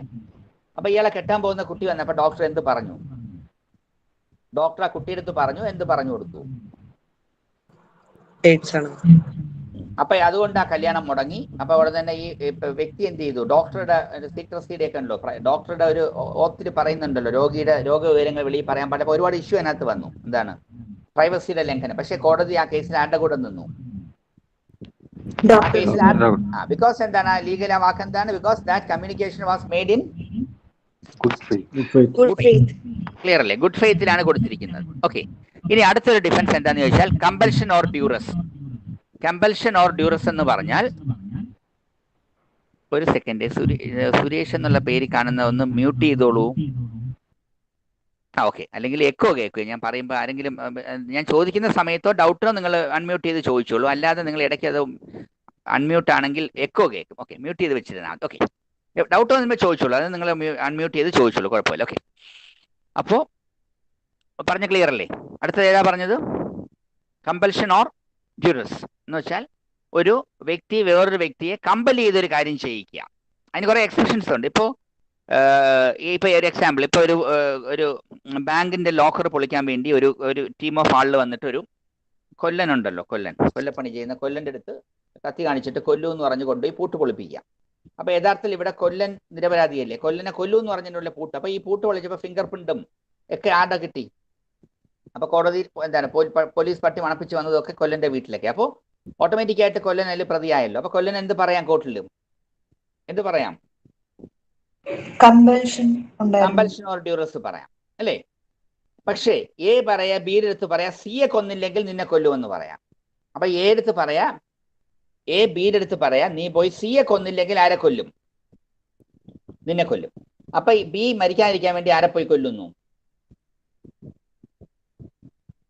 സിയെ കൊല്ലുന്നു. എന്നിട്ട് പറയാ കമ്പൽഷൻ ഓർ ഡ്യൂറസ് പറഞ്ഞാൽ ശരിയാവുമോ? അനുവദിക്കൂ? കോടതി അനുവദിക്കുമോ? ഇല്ല. അപ്പൊ ഗ്രേവായിട്ടുള്ള ശിക്ഷ കിട്ടുന്ന കുറ്റകൃത്യങ്ങളിൽ ഏത് ഡിഫൻസ് ഇടാൻ പറ്റില്ല? ഓക്കെ. അപ്പൊ കമ്പൽഷൻ ഓർ ഡ്യൂറസിന്റെ എക്സാമ്പിൾ മനസ്സിലായല്ലോ. നെക്സ്റ്റ്. ഇനി അടുത്തത് കമ്പൽഷൻ ഓർ ഡ്യൂറസ് പറയും. ഇനി അടുത്ത ഏതാ? ട്രിഫിൾസ്. സെക്ഷൻ 95 പറയുന്നത് ട്രിഫിൾസ് എന്ന് പറയുമ്പോൾ മൈനർ തിങ്സ് എന്നാണ്. ഇപ്പൊ ഒരാള് നുള്ളി കരയിച്ചു, അല്ലെങ്കിൽ കണ്ണുരുട്ടി പേടിപ്പിച്ചപ്പോൾ നിങ്ങൾ ബോധം പോയി. ഒരാൾ നിങ്ങളെ കണ്ണുരുട്ടി നോക്കി, നിങ്ങൾ ബോധം പോയി വീണു. കേസ് കൊടുക്കാൻ പറ്റുമോ? ഓക്കെ, പറ്റുമോ? ഇല്ല. അതിന്റെ അർത്ഥം ഒരു നോർമൽ ടെമ്പർ ഉള്ള ഒരു വ്യക്തി കംപ്ലൈന്റ് ചെയ്യാത്തതെല്ലാം നമ്മൾ മൈനർ തിങ്സ് അല്ലെങ്കിൽ ട്രിഫിൾസ് എന്നാ പറയുന്നത്. ഒരു മാക്സിമം തന്നെ ഉണ്ട്, ഡി മിനിമസ് നോൺ ക്യുറാറ്റ് ലെക്സ് എന്ന് വെച്ചാൽ law will not consider minor things. അപ്പൊ ചിലതെല്ലാം ചെറിയ കുറ്റമായിട്ട് അതിനെ എന്താണ് ട്രിഫിൾസ് എന്ന് പറഞ്ഞ് തള്ളിക്കളയും. ഇനി അടുത്തതാണ് ഏറ്റവും വലിയ ഡിഫൻസ്. എത്ര? 12 ആയോ? എത്ര ആയി? Private defence. ഇനി അടുത്തത് 12 അല്ലേ? പ്രൈവറ്റ് ഡിഫൻസ് 12 ആയോ? യെസ്. അപ്പൊ പ്രൈവറ്റ് ഡിഫൻസ് പെട്ടെന്ന് പറഞ്ഞു. പ്രൈവറ്റ് ഡിഫൻസ് സെക്ഷൻ 96 to 160 പറയുന്നതാണ്. അതിന്റെ പോയിന്റ് ഇതേ ഉള്ളൂ. എല്ലാ വ്യക്തിയേക്കും 24 hours എല്ലാ ദിവസവും പോലീസിനെ വെച്ച് തരാൻ സർക്കാരിന് പറ്റില്ലല്ലോ. അപ്പൊ അതുകൊണ്ടാണ് ഒരു പോലീസ് പവർ, അല്ലെങ്കിൽ നമുക്ക് സ്വയമേ നമുക്ക് രക്ഷപ്പെടാനുള്ള പവർ നമുക്ക് തന്നെ തന്നിരിക്കുക. അപ്പൊ ഒരു വ്യക്തിക്ക് സ്വന്തം ശരീരമോ സ്വന്തം പ്രോപ്പർട്ടിയോ മറ്റൊരാളുടെ ശരീരമോ മറ്റൊരാളുടെ പ്രോപ്പർട്ടിയോ രക്ഷിക്കാൻ വേണ്ടി റീസണബിൾ ഫോഴ്സ് ഉപയോഗിക്കാം. എന്തുപയോഗിക്കാം? അത് ആ വാക്ക് പറയുമ്പോൾ തന്നെ തീർന്നു. റീസണബിൾ ഫോഴ്സ് ഉപയോഗിക്കാം. ഓക്കെ. ഉപയോഗിച്ച് നമുക്ക് വേണമെങ്കിൽ ആ കടന്നേറ്റക്കാരനെ വേണമെങ്കിൽ കൊല്ലാം. അയാളുടെ ഡെത്ത് വരെ കോസ് ചെയ്യാമെന്ന് മെക്കോളെ പറയുന്നുണ്ട്. പക്ഷെ 2 പ്രശ്നമേ ഉള്ളൂ. ശരീരം രക്ഷിക്കാൻ വേണ്ടി കൊല്ലാനുള്ള ഗ്രൗണ്ട് സെക്ഷൻ 100 കൊടുത്തിട്ടുണ്ട്. ഏത് വകുപ്പിലാ? ഏതിലാ? 100 കുറെ വകുപ്പ് കൊടുത്തിട്ടുണ്ട്. മർഡർ ചെയ്യാൻ വരുന്നവനെ, നമ്മളെ കിഡ്നാപ്പ് ചെയ്യാൻ വരുന്നവനെ, അല്ലെങ്കിൽ ഒരു സ്ത്രീയെ റേപ്പ് ചെയ്യാൻ വരുന്ന, അല്ലെങ്കിൽ സ്ത്രീ ആസിഡ് ഒഴിക്കാം, ഇങ്ങനെയുള്ള കുറച്ച് ഗ്രൗണ്ട്സ് എവിടെ കൊടുത്തിട്ടുണ്ട്? സെക്ഷൻ 100 എന്നുള്ള വകുപ്പ് എടുത്ത് വായിക്കും. ആ വകുപ്പിൽ കൊടുത്തിരിക്കുന്ന സിറ്റുവേഷനിൽ പ്രൈവറ്റ് ഡിഫൻസ് ഏതുവരെ ഇടയാക്കാം? പ്രൈവറ്റ് ഡിഫൻസ് ഏതുവരെ എക്സ്റ്റെൻഡ് ചെയ്യാന്നാ പറഞ്ഞിരിക്കുന്നത്? കോസിംഗ് ഡെത്ത് എന്നാണ് പറയുന്നത് കേട്ടോ. മർഡർ എന്ന് പറയണ്ട, കോസിംഗ് ഡെത്ത്. ആ വാക്ക് മർഡർ എന്ന് പറയണ്ട. മർഡർ എന്ന് പറയുമ്പോൾ വേറൊരു ആസ്പെക്ട് വരും. മർഡർ എന്ന് പറയുമ്പോൾ ഇന്ത്യൻ കുറെ വേറൊരു ടെക്നിക്കലി നിങ്ങൾ കോസിംഗ് ഡെത്ത് എന്ന് പറഞ്ഞാൽ കേട്ടോ. കോസിംഗ് ഡെത്ത് ഓഫ് ദ അസൈലന്റ് എന്ന് പറഞ്ഞാൽ. ഇനി പ്രോപ്പർട്ടി രക്ഷിക്കാൻ വേണ്ടി നമുക്ക് ഡെത്ത് കോസ് ചെയ്യുന്നത് 103 വകുപ്പിൽ പറഞ്ഞിട്ടുണ്ട്. ഏതിലാ? ഇപ്പൊ നിങ്ങൾ 100, 103 ഒക്കെ പഠിച്ചിട്ട് വേണം. കാരണം പ്രോബ്ലം ചോദിക്കും. ഇപ്പൊ റേപ്പ് അറ്റംപ്റ്റ് ചെയ്ത ഒരു അസൈലന്റിനെ ഒരു സ്ത്രീ കൊന്നു. Discuss Har liability. അപ്പൊ നിങ്ങൾക്ക് എന്ത് എഴുതാം? നിങ്ങൾ ഏത് ലീഗലി എഴുതുമ്പോൾ ഏത് വകുപ്പ് കോട്ട് ചെയ്യണമെന്ന് മനസ്സിലായില്ലേ? എങ്ങനെ എഴുതും നിങ്ങൾ അതിനകത്ത്? പ്രൈവറ്റ് ഡിഫൻസിന്റെ അല്ലേ ഡെത്ത് കോസ് ചെയ്യുന്ന, ബോഡി പ്രൊട്ടക്ട് ചെയ്യാൻ ഡെത്ത് കോസ് ചെയ്യുന്ന സിറ്റുവേഷനിൽ ഏത് റെക്കഗ്നൈസ് ചെയ്തിട്ടുണ്ട്? 100-ൽ ഏത് റെക്കഗ്നൈസ് ചെയ്തിട്ടുണ്ട്? കോസിംഗ് ഡെത്ത്, അല്ലെ അത് ഏത് സിറ്റുവേഷനിൽ? Murder, rape. അപ്പൊ ഈ പറഞ്ഞ പ്രോബ്ലത്തിൽ ആഡ് ചെയ്ത് നിങ്ങൾ എഴുതുക, എനിക്ക് കൂടുതൽ പറയുന്നില്ല. അപ്പൊ ഐഡിയ കിട്ടിയല്ലോ. ഞാൻ ഉദ്ദേശിച്ച നമ്പർ. അപ്പൊ എന്താണ് പ്രൈവറ്റ് ഡിഫൻസിൽ എസ് ചോദിച്ചാൽ 96 to 106 എഴുതണം. അതിന്റെ എന്തുകൊണ്ടാണ് ഈ പ്രൈവറ്റ് ഡിഫൻസ് നമുക്ക് ലോ തന്നിരിക്കുന്നത് എഴുതുക. അത് പ്രോപ്പർട്ടി രക്ഷിക്കാനും ശരീരം രക്ഷിക്കാനും വേണ്ടെന്ന് എഴുതുക. സെക്ഷൻ 100 പറഞ്ഞ ഗ്രൗണ്ട്സിൽ even the death of the assailant can be cause. ഇനി 103-ൽ കൊടുത്തിരിക്കുന്ന ഗ്രൗണ്ട്സിൽ അതിൽ കുറെ ഹൗസ് ബ്രേക്കിംഗ് ബൈ നൈറ്റ് എന്നൊക്കെ പറയാൻ പറ്റില്ല. അപ്പൊ ഹൗസ് ബ്രേക്കിംഗ് ബൈ ഡേ പറ്റില്ല. ഹൗസ് ബ്രേക്കിംഗ് ബൈ നൈറ്റിൽ വേണമെങ്കിൽ ഹൗസ് ബ്രേക്ക് ചെയ്താൽ നമുക്ക് എന്ത് ചെയ്യാം. അപ്പൊ അതൊക്കെ വളരെ ശ്രദ്ധയോടുകൂടി പഠിച്ചിട്ട് കേട്ടോ. 100-ഉം 103-ഉം നല്ലോണം വായിക്കുക. ഓക്കെ. ഇനി അതിനുശേഷം നമ്മൾ കുറെ ലിമിറ്റേഷൻസ് ഉണ്ട്. ഈ നമ്മളത് ചോദിച്ചിട്ടുണ്ട് പ്രൈവറ്റ് ഡിഫൻസിന്റെ ലിമിറ്റേഷൻസ്. അതിലെ ലിമിറ്റേഷൻസ് എന്തൊക്കെയെന്ന് ചോദിച്ചാൽ എഴുതേണ്ട ഒരു പോയിന്റ് എന്ന് പറഞ്ഞാൽ, ഒന്ന്, നമ്മൾ എപ്പോഴും റീസണബിൾ ഫോഴ്സ് മാത്രമേ കൊടുക്കാവൂ. First limitation. അപ്പോൾ നമ്മൾ നോക്കും, നമ്മൾ ഇങ്ങോട്ട് കിട്ടിയ ഫോഴ്സും അങ്ങോട്ട് കൊടുത്ത ഫോഴ്സും തമ്മിൽ നമ്മൾ പ്രൊപ്പോർഷനേറ്റ് ആയിട്ടേ കൊടുക്കാവൂ. രണ്ടാമത്തത്, നമുക്ക് ഈ ത്രെട്ട് വരുമ്പോൾ നമുക്ക് അധികാരികളെ അറിയിക്കാനുള്ള അവസരം ഉണ്ടെങ്കിൽ നമ്മൾ എന്ത് ചെയ്തോണം? അധികാരികളെ അറിയിച്ചിരിക്കണം. അല്ല നമ്മൾ അത് അറിയിക്കാതെ കാത്തു കിടന്ന് നമ്മൾ പോയി അവൻ്റെ വീട്ടിൽ പോയി വെട്ടിക്കൊന്നിട്ട് നമുക്ക് പ്രൈവറ്റ് ഡിഫൻസ് പറയാൻ പറ്റില്ല. ബിക്കോസ് അവിടെ എന്ത് വന്നു കഴിഞ്ഞു? നമ്മുടെ വീട്ടിൽ കയറി ഒരുത്തം വെട്ടുമ്പോൾ വീട്ടിൽ രാത്രി ചാടി കയറി വന്ന് നമ്മളെ കൊല്ലാൻ വന്നാൽ അപ്പം കൊല്ലാം, നമുക്ക് മനസ്സിലായില്ല. പക്ഷേ ഇവൻ കൊല്ലും, നാളെ രാത്രി എൻ്റെ വീട്ടിൽ വന്ന് വെട്ടുമെന്ന് പറയുമ്പോൾ നമ്മൾ അത് അറിയിക്കാതെ നമ്മൾ അന്ന് തന്നെ രാത്രി അവൻ്റെ വീട്ടിൽ കയറി വെട്ടിയാൽ ഏത് കിട്ടില്ല ഡിഫൻസ്. അപ്പൊ അതിന്റെ ഇടയ്ക്ക് എന്ത് വന്നു എന്ന് മനസ്സിലായില്ലേ? അങ്ങനെ ചെയ്യാനുള്ള അതാണ് പോയിന്റ്. ഓക്കെ. അപ്പൊ നിങ്ങളത് പഠിക്കുക. ഈ പ്രൈവറ്റ് ഡിഫൻസ് എപ്പോ തന്നെ എടുക്കണം. പ്രതി അവിടെ ഉള്ള സമയത്ത് നമുക്ക് ഭീതി നിലനിൽക്കുന്ന സമയത്ത് എടുത്താലേ എന്ത് കിട്ടുള്ളൂ? പ്രൈവറ്റ് ഡിഫൻസ് കിട്ടുള്ളൂ. ഓക്കെ. ഇനി ഒന്നും കൂടെ ഉണ്ട്. പബ്ലിക് സർവൻസിനെതിരെ നമുക്ക് ഏതെടുക്കാനുള്ള റൈറ്റ് നമുക്ക് തന്നിട്ടില്ല. പബ്ലിക് സർവൻസിനെതിരെ നമുക്ക് ഏതില്ല, ഏത് റൈറ്റ് ഇല്ല? Private defence. യെസ്. ഇപ്പോൾ ഒരു എസ് ഐ നമ്മൾ അറസ്റ്റ് ചെയ്യാൻ പറ്റും. അപ്പം നമ്മൾ നിരപരാധിയാണെന്ന് നമുക്കറിയാം. പക്ഷേ എസ് ഐ വരുമ്പോൾ നമ്മൾ നിരപരാധിയെ നമ്മൾ അറസ്റ്റ് ചെയ്യുമ്പോൾ നമ്മൾ എസ് ഐ അടിയും കൊടുത്ത് ഇറങ്ങി ഓടിയിട്ട് കാര്യമില്ല. ബിക്കോസ് അല്ലേ, മനസ്സിലായില്ലേ എൻ്റെ പോയിന്റ്? അപ്പോൾ പ്രൈവറ്റ് ഡിഫൻസ് ആർക്കെതിരെ എടുക്കാൻ പറ്റില്ല? പബ്ലിക് സർവനെതിരെ എടുക്കാൻ പറ്റില്ല. ക്ലിയർ ആണല്ലോ? അപ്പൊ ഇത്രയാണ് നമ്മൾ ഏത് ചാപ്റ്റർ പഠിച്ചത്? ഇവിടെ തീർക്കുക. ഏത് ചാപ്റ്റർ പഠിച്ചത്? അപ്പൊ നിങ്ങൾക്ക് ആക്ടസ് നോൺ ഫാസിറ്ററി റിയം നിസി മെനിസിറ്ററി എസ് ഐ ചോദിച്ചാൽ എന്ത് മാത്രം എഴുതേണ്ടി വരുമെന്ന് ഇപ്പൊ നിങ്ങൾക്ക് മനസ്സിലായല്ലോ. ആ എസ് ഐ കിട്ടിയാൽ ഒരു നിസ്സാര കാര്യമല്ല എന്ന് മനസ്സിലായില്ലേ? ഈ 12 ഡിഫൻസും കൂടെ എവിടെ എഴുതേണ്ടി വരും? പെട്ടെന്ന് പരീക്ഷയ്ക്ക് 10 മാർക്കിന്റെ എസ് ഐ ആണെങ്കിൽ നിങ്ങൾ ഇതും കൂടെ എഴുതിക്കുവാണം കേട്ടോ. ഈ 12 സിറ്റുവേഷനിൽ ഏതില്ല എന്ന് എഴുതണം.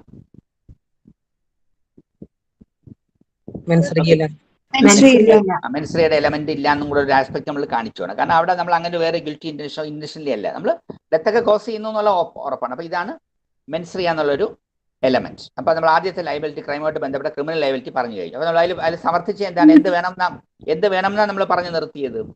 Excuse me sir. എന്തോ സർ, അധികാരമില്ലാത്തൊരു കാര്യമാണ് ഈ എസ് ഐ ചെയ്യുന്നെങ്കിൽ അങ്ങനെ വെച്ച് നമുക്ക് പ്രൈവറ്റ് ഡിഫൻസ് ഇല്ല. നമ്മുടെ പ്രോപ്പർട്ടി നമ്മൾ അനാവശ്യമായി അറസ്റ്റ് ചെയ്യാണ്, അല്ലെങ്കിൽ വാറന്റ് ഇല്ലാതെ അറസ്റ്റ് ചെയ്യാണ്. അങ്ങനെയുള്ള സിറ്റുവേഷനിലൊക്കെ നമുക്ക് പ്രൈവറ്റ് ഡിഫൻസ് അതിന് വേറെ റെമഡിയാണുള്ളത്. അതിന് നമുക്ക് ഇല്ലീഗൽ ഡിറ്റൻഷൻ, അതിനകത്ത് വേറെ ഒരുപാട് നിയമങ്ങളുണ്ടല്ലോ. നമ്മൾ ഇപ്പൊ ഈ അല്ലാതെ തന്നെ ഇപ്പൊ നമ്മുടെ CRPC-യിലുള്ള പ്രൊവിഷൻസ് ലംഘിച്ച് അതിന്റെ പ്രൊസീജിയർ പാലിച്ചില്ലെങ്കിൽ ഇപ്പോൾ വേറെ നമ്മുടെ IPC-ക്കകത്ത് 166A അങ്ങനെ പല ഗ്രൗണ്ട്സ് ഉണ്ട്. അതല്ലെങ്കിൽ അവർ ഡിസിപ്ലിൻ ആക്ഷൻ അതേ ഉള്ളൂ കേട്ടോ. Okay sir, thank you.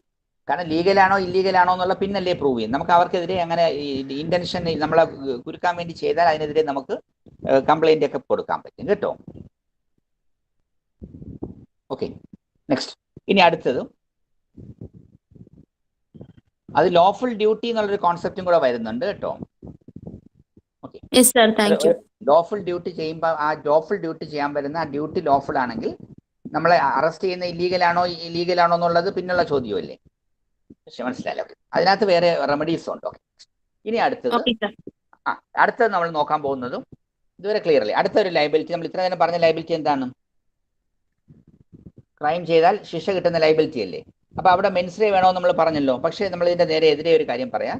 ചില സിറ്റുവേഷനിൽ മെൻസ്രേ ഇല്ലെങ്കിലും നമുക്ക് എന്ത് കിട്ടും? പണിഷ്മെന്റ്. അതിന്റെ പേരാണ് അബ്സല്യൂട്ട് ലയബിലിറ്റി അല്ലെങ്കിൽ സ്ട്രിക്ട് ലയബിലിറ്റി റൂൾ. അത് ഞാൻ എങ്ങനെ മനസ്സിലാക്കുന്നത്? ചില വകുപ്പുകളിനകത്ത് ഇപ്പൊ ചിലതിനകത്ത് മെക്കോളെ പറഞ്ഞിരിക്കുന്നത് എന്താണ്? ഹൂവർ ഡിസോണസ്റ്റ്ലി, ഹൂവർ നോയിങ്ലി എന്നൊക്കെ പറഞ്ഞ വാക്കുകൾ ഉപയോഗിക്കുന്നുണ്ടല്ലോ. ചില നിയമങ്ങളിൽ ഏത് വാക്ക് കാണില്ല? ഏത് വാക്ക് കാണില്ല വകുപ്പില്? ഈ പറഞ്ഞ നോയിങ്ലി, ഇന്റൻഷനലി എന്നുള്ള വാക്കുകൾ ഇല്ലെങ്കിൽ അതിന്റെ അർത്ഥം എന്താണ്? അവിടെ ഏത് നോക്കേണ്ട കാര്യമില്ല. ഒരു ഉദാഹരണത്തിന് ഹൂവർ ഇൻ പൊസഷൻ ഓഫ് ഗഞ്ചാവ് എന്നായിരിക്കും പറഞ്ഞിരിക്കുന്ന. ഓക്കെ, വാക്ക് കണ്ടില്ലേ? Hoover in possession of brown sugar എന്നോ ഗഞ്ചാവ് ശിക്ഷ എന്ന് പറഞ്ഞാൽ അവിടെ എലമെന്റ് വരില്ല.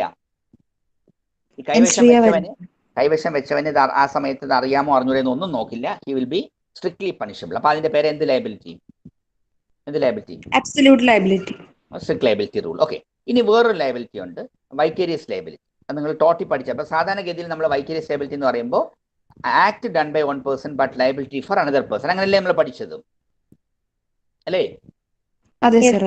Act done by one person but liability. അത് കുറെ എക്സാമ്പിൾ നിങ്ങൾ പഠിച്ചില്ലേ? ഏജന്റ് ചെയ്ത പ്രിൻസിപ്പലിന്റെ തലയിലാകും, മാസ്റ്റർ സെർവന്റ് സെർവന്റ് ചെയ്തത് ആരുടെ തലയിലാവും? മാസ്റ്റർ തന്നെ.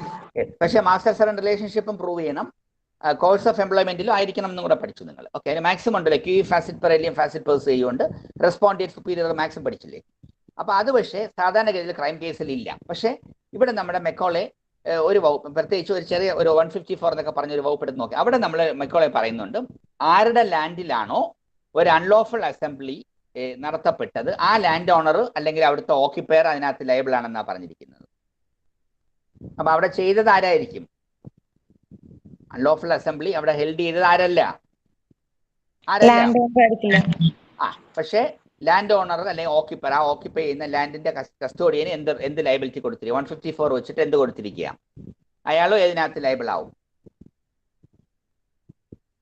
ഓക്കെ, ഐഡിയ കിട്ടിയല്ലോ. അതിന്റെ പേരാണ് എന്ത് liability? Vicarious.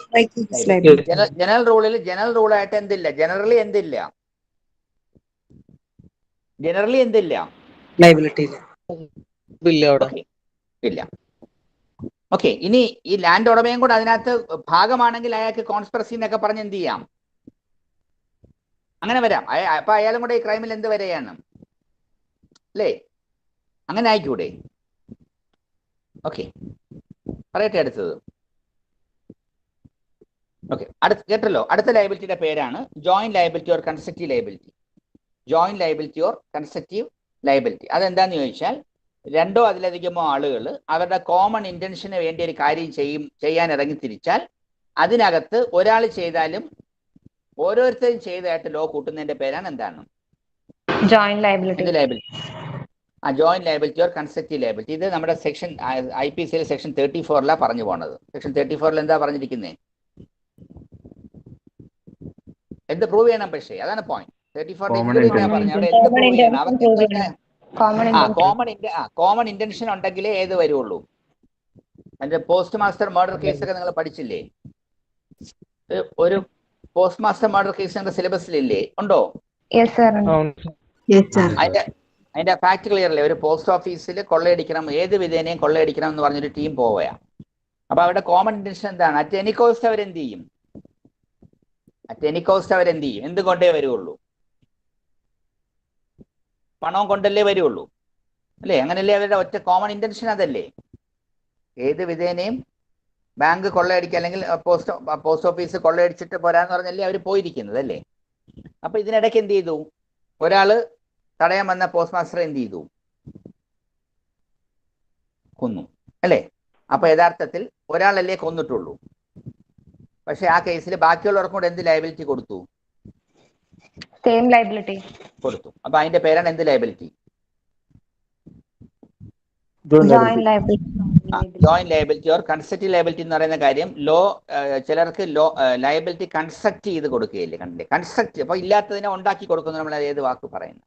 It's called constructive liability. അപ്പൊ ഇതാണ് നമ്മൾ ക്രൈമുമായിട്ട് ബന്ധപ്പെട്ട ഡിഫറെന്റ് ലയബിലിറ്റീസ് പറഞ്ഞു കഴിഞ്ഞു. ഇനി അടുത്തൊരു പോയിന്റ് ഇത് പറഞ്ഞു. ഇനി നമ്മൾ വേറൊരു ടോപ്പിക്കിലോട്ട് പോവാം. അപ്പൊ ഇത്രയാണ് നമ്മുടെ ബേസിക് ആയിട്ട് ക്രൈമുമായിട്ട് ബന്ധപ്പെട്ട കാര്യങ്ങൾ. ഇനി ഞാൻ അതിൽ ചെറിയൊരു എസ്സേ ഉണ്ട്. നമ്മൾ ഈ ക്രൈം എന്ന് പറയുമ്പോഴത്തേക്ക് അല്ലെങ്കിൽ ക്രിമിനൽ ജസ്റ്റിസ് എന്ന് പറയുമ്പോൾ നമ്മളൊരു 3 സ്റ്റേജിൽ കൂടിയാണ് നമ്മൾ കടന്നു വന്നിട്ടുള്ളത്. പഴയ ഒരു സ്റ്റേജ് എടുത്താൽ ഈ മെക്കോളെ ഡ്രാഫ്റ്റ് ചെയ്ത് IPC വന്ന സമയത്തൊക്കെ ഒരു തത്വം ഉണ്ടായിരുന്നു.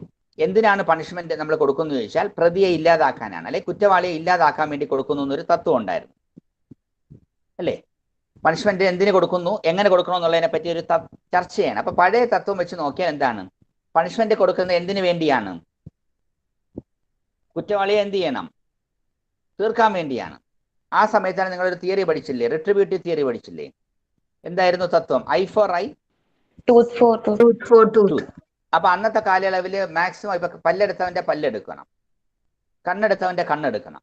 ഇപ്പൊ ഒരു എക്സാമ്പിൾ, ഒരു ഇഷ്യൂ ഇപ്പൊ സൗദിയിൽ വന്നതാണ്. ഒരു പെട്രോൾ പമ്പിൽ ചെന്നപ്പോൾ ഒരു മലയാളിയുടെ കേസ്. മലയാളി അവിടെ എന്തോ പണി ചെയ്തുകൊണ്ട് ഇപ്പൊ സ്ക്രൂ ഡ്രൈവർ അബദ്ധവശാൽ ഒരു തെറിച്ചിട്ട് ഒരു അറബിയുടെ കണ്ണ് കൊണ്ട് പ്രശ്നമായി. അപ്പൊ അറബി എന്ത് തന്നെ വാശി പിടിക്കുക, അവന്റെ എന്തെടുക്കണം? കണ്ണ് പോയോണ്ട് പകരം എന്ത് തന്നെ എടുക്കണം എന്നാ പറഞ്ഞത്. പിന്നെ അത് നടന്ന ഒറിജിനൽ കേസാണ്, നമ്മുടെ സർക്കാരൊക്കെ ഇടപെട്ടിട്ടാണ് പിന്നെ ആ കേസ് ഡയലൂട്ട് ചെയ്യപ്പെട്ടെ. പോട്ടെ. അപ്പൊ അതാണ് നിങ്ങൾ റിട്രിബ്യൂട്ടീവ് തിയറി. അപ്പൊ ഇങ്ങനെ കുറെ ദിവസം കഴിഞ്ഞപ്പോഴത്തേക്ക് നമ്മുടെ ഇന്ത്യൻ ലോയിലും justice VR Krishna Iyer, PN Bhagwati അങ്ങനെ ഒരു ടീം സുപ്രീം കോടതി ഇരുന്ന സമയത്ത് ഒരു തിയറി കൊണ്ടുവന്നു. ഒരു വ്യക്തി ജനിക്കുന്ന ക്രിമിനലായിട്ടല്ല, സർക്കംസ്റ്റാൻസ് ആയിട്ട് അവനെ എന്താക്കുന്നതും. അപ്പൊ ക്രൈം ഒരു ഡിസീസ് ആയിട്ട് കണ്ടിട്ട് അവനെ റിഫോം ചെയ്യണമെന്ന് പറഞ്ഞൊരു ഐഡിയ കൊണ്ടുവന്നു. അപ്പൊ അതിന്റെ പേരാണ് റിഫോർമേറ്റീവ് തിയറി. അപ്പൊ അത് അപ്പൊ റിഫോർമേറ്റീവ് തിയറി വന്നല്ലോ. റിഫോർമേറ്റീവ് തിയറി വന്ന സമയത്ത് ശിക്ഷ കൊടുക്കുന്നത് എന്തിനു വേണ്ടി ആവരുത്? തീർക്കാൻ വേണ്ടിയാണോ, നന്നാക്കാൻ വേണ്ടിയാണോ?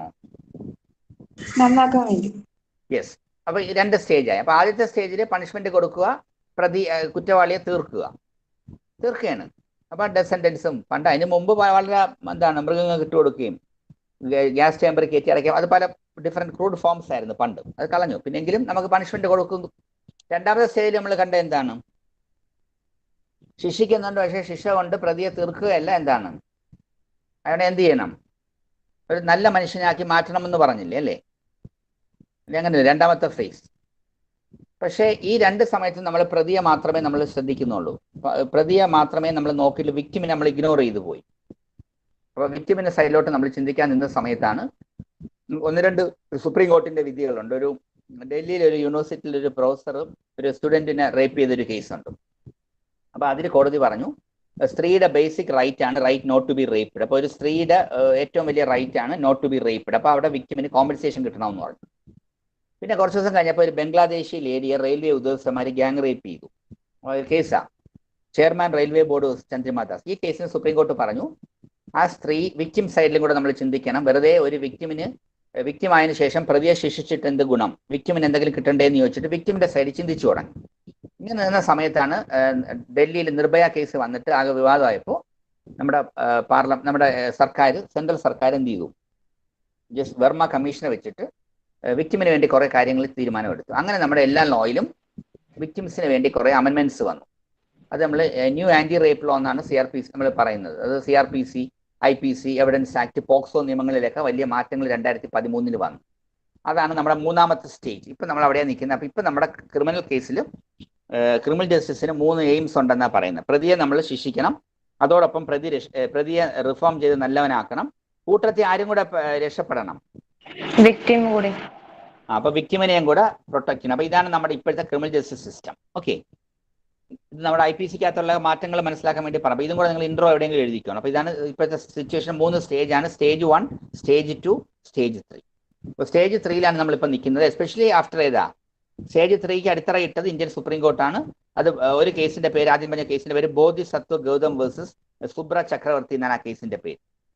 Rape case. അതിൽ കോമ്പൻസേഷൻ സുപ്രീം കോർട്ട് കൊടുത്തു. രണ്ടാമത്തെ കേസ് എന്താണ്? ബംഗ്ലാദേശി ഗ്യാങ് റേപ്പ് കേസിന്റെ പേര് chairman railway board versus ചന്ദ്രിമ Das കേസാണ്. അതിലും കോമ്പൻസേഷൻ കൊടുത്തു. പിന്നെ 2012 നിർഭയ പ്രശ്നം ഉണ്ടായി. അത് 2013 തന്നെ നമ്മൾ പുതിയ അമെൻമെന്റ് കൊണ്ടുവന്നിട്ട് നമ്മുടെ existing IPC, CRPC, evidence act, POCSO നിയമങ്ങളിലൊക്കെ drastic ആയിട്ട് വിക്ടിമിന്റെ സൈഡിലോട്ട് അനുകൂലമായിട്ട്. അപ്പൊ അതുവരെയുള്ള ലോ എല്ലാം ആർക്ക് അനുകൂലമായിരുന്നു? ആർക്ക് മാത്രം അനുകൂലമായിരുന്നു? യെസ്. ഇപ്പൊ അത് ആർക്ക് വേണ്ടി മാറി? വിക്ടിം. ഇത് ക്ലിയർ ആണല്ലോ. ഇനി ഇവിടെയാണ് നമ്മൾ അടുത്തൊരു എസ്സേ ട്യൂൺ ചെയ്യുന്നത്. പണിഷ്മെന്റ് തീർക്കുക. ഇന്ത്യയിൽ പണിഷ്മെന്റ് ആണല്ലോ ക്രൈമിന്റെ ബേസ്. പണിഷ്മെന്റ് നമ്മുടെ ഇന്ത്യൻ പീനൽ കോഡിലും അല്ലേ? നമ്മുടെ ഇന്ത്യൻ പീനൽ കോഡിൽ പണിഷ്മെന്റ് ഉണ്ടല്ലോ, അല്ലേ? പണിഷ്മെന്റിന്റെ basic law Indian penal code അല്ലേ? അപ്പൊ ഇന്ത്യൻ പീനൽ കോഡിൽ സെക്ഷൻ 53 തൊട്ട് 75 വരെയാണ് ഏത് പറഞ്ഞു പോണത്? ഏതിനെ പറ്റി പറയുന്നത്? 76 to 106 ഞാൻ പറഞ്ഞു തന്നു. 53 to 75 വരെയാണ് പണിഷ്മെന്റ് പറഞ്ഞു പോകുന്നത്. അത് ആദ്യം ശ്രദ്ധിച്ചോളൂ. അപ്പോൾ എന്തൊക്കെ പണിഷ്മെന്റ് കൊടുക്കാമെന്ന് മെക്കോളെ പറഞ്ഞിരിക്കുന്ന ഈ വിധത്തിലാണ്. ഒന്ന് fine only. Fine only. Okay, ചില കുറ്റത്തിന് എന്തേ ഉള്ളൂ? ഫൈൻ. ചിലതിൽ ഇംപ്രസൺമെന്റ് പറയുന്നുണ്ട്. എന്താ കുറച്ചും കൂടെ വലുത്? ഇംപ്രസൺമെന്റ്, ജയിലിലിടും. അത് പലതരത്തിലാണ്. സിമ്പിൾ, ജോലിയൊന്നും ചെയ്യിക്കില്ല. അടുത്ത റിഗറസ്, കുറച്ച് ഹാർഡ് ലേബർ കൊടുക്കും. തൊട്ട് മുകളിൽ സോളിറ്ററി, ഏകാന്ത തടവ്, സോളിറ്ററി കൺഫൈൻമെന്റ്. പിന്നുണ്ട് ജീവപര്യന്തം, ലൈഫ് ഇംപ്രിസൺമെന്റ്. ഞാൻ കൊല്ലില്ല, അവിടെ കിടന്ന് മരിച്ചോണം. പിന്നെ അതിന്റെ മുകളിൽ ഏതുണ്ട്? കുറച്ചും കൂടെ വലിയ കുറ്റത്തിന് ഏതുണ്ട്? ഡെത്ത് സെന്റൻസ് അല്ലെങ്കിൽ ക്യാപിറ്റൽ പണിഷ്മെന്റ് ഉണ്ട്. പിന്നെ ഒന്നുകൊണ്ട് ഫോർഫീച്ചർ ഓഫ് പ്രോപ്പർട്ടി. ഓക്കെ, അപ്പൊ ഏതൊക്കെ ഉണ്ടെന്ന് പറഞ്ഞേ. പണിഷ്മെന്റ്സ് ഏതൊക്കെയാ? എസ് എ ക്വസ്റ്റ്യൻ ആണിത്. Examine fine only. പിന്നെ ഏതാ? ഇംപ്രിസൺമെന്റ് ഡിഫറെന്റ് ടൈപ്സിലാണ്. ഏതൊക്കെയാ? സിമ്പിൾ ഉണ്ട്, റിഗറസ് ഉണ്ട്, സോളിറ്ററി, പിന്നെ ലൈഫ് ഉണ്ട്. ലൈഫ് അകത്ത് കിടന്നാ ലൈഫ്. ഓക്കെ, പിന്നെ ഡെത്ത് സെന്റൻസ്, പിന്നെ ഫോർഫീച്ചർ ഓഫ് പ്രോപ്പർട്ടി. യെസ്, ഇത്രയാണ് നിന്നെങ്കിൽ നമ്മൾ നേരത്തെ ഒരു മാറ്റം പറഞ്ഞില്ലേ, ഒരു ഷിഫ്റ്റ് പറഞ്ഞപ്പോൾ റിഫോർമേറ്റീവ് തിയറി വന്നപ്പോൾ ഈ പണിഷ്മെന്റ്സിൽ കുറച്ച് മാറ്റങ്ങൾ നമ്മൾ വരുത്തി. ജസ്റ്റ് ഞാൻ പറഞ്ഞുതരാം. ഒരു ചാൾസ് ശോഭരാജ് എന്നൊരു കേസിനകത്ത് സുപ്രീം കോർട്ട് പറഞ്ഞു കഴിയുന്നത് ഏകാന്ത തടവ് കൊടുക്കാൻ പാടില്ല, ഒരു വ്യക്തിക്ക് മറ്റു വ്യക്തികളായിട്ട് മിണ്ടിയും പറഞ്ഞിരിക്കണം. അപ്പോൾ right to mingle with others ഏതിന്റെ ഭാഗമായി? ആർട്ടിക്കിൾ 21 റൈറ്റ് ആണെന്ന് പറഞ്ഞിട്ട് കോടതി പറഞ്ഞു സോളിറ്ററി കൺഫൈൻമെന്റ് എക്സെപ്ഷണൽ കേസിൽ മാത്രമേ കൊടുക്കാറുള്ളൂ പറഞ്ഞു. അപ്പൊ സോളിറ്ററി കൺഫൈൻമെന്റ് എന്നുള്ള കോൺസെപ്റ്റ് മാറി. ഇപ്പൊ നമ്മൾ ഓപ്പൺ ജയിൽ സിസ്റ്റം ഒക്കെ നിങ്ങൾ പഠിച്ചു. ഇപ്പൊ ലേറ്റസ്റ്റ് ആയിട്ടുള്ള നമ്മുടെ ഇന്ത്യയിലെ സിസ്റ്റം എന്താണ്? കഴിയുന്നത് എന്ത് സിസ്റ്റമാണ്? ജയിലൊക്കെ തന്നെ എന്താ നമ്മൾ പറയുന്നത്? ക്ലിയർ അല്ലേ? അപ്പൊ അതൊക്കെ ഏത് തിയറിയുടെ ഭാഗമെന്ന് മനസ്സിലായല്ലേ? റിഫോർമേറ്റീവ് തിയറിയുടെ ഭാഗമാണ്. അതേപോലെ നമ്മൾ റിഫോർമേറ്റീവ് തിയറി വന്ന സമയത്താണ് ബച്ചൻ സിംഗ് വേഴ്സസ് പഞ്ചാബിന്റെ ഒരു കേസിൽ വി.ആർ. കൃഷ്ണ ബെഞ്ച് പറഞ്ഞു ഒരാളെ തൂക്കിക്കൊന്നാൽ പിന്നെ അവളെ നന്നാക്കാൻ പറ്റില്ല. അപ്പൊ എന്ത് ചെയ്യാൻ പാടില്ല? ചുമ്മാ ചാടിക്കയറി എല്ലാ കേസിനും എന്ത് കൊടുക്കാൻ പാടില്ല? എന്ത് കൊടുക്കാൻ പാടില്ല? അപ്പോഴാണ് പറഞ്ഞത് rarest of the rare case മാത്രമേ എന്ത് കൊടുക്കാവൂ. അപ്പൊ നമ്മുടെ മെക്കോളെ പറഞ്ഞിരിക്കുന്ന ഡെത്ത് സെന്റൻസ് ഇപ്പൊ ഏത് മാത്രമായിട്ട് ചുരുക്കപ്പെട്ടു? റെയറസ്റ്റ് ഓഫ് ദ റെയർ കേസിൽ മാത്രമേ ഇപ്പൊ എന്ത് കൊടുക്കുള്ളൂ? എന്താക്കി കൊടുക്കുള്ളൂ? കണ്ടില്ലേ, ആ ശിക്ഷ എവിടെ നിൽക്കുന്നെങ്കിലും ആ ശിക്ഷയിൽ ഡൈലൂഷൻസ് വന്ന് നിങ്ങളെ അറിയിക്കാൻ വേണ്ടിയാ. പിന്നെ ലൈഫ് ഇംപ്രിസൺമെന്റ് എന്ന് പറയുന്ന ഉദ്ദേശിക്കുന്ന യഥാർത്ഥത്തിൽ എന്താണ്? മരിക്കുന്നവരെ അവിടെ കിടന്ന് മരിച്ചോണം.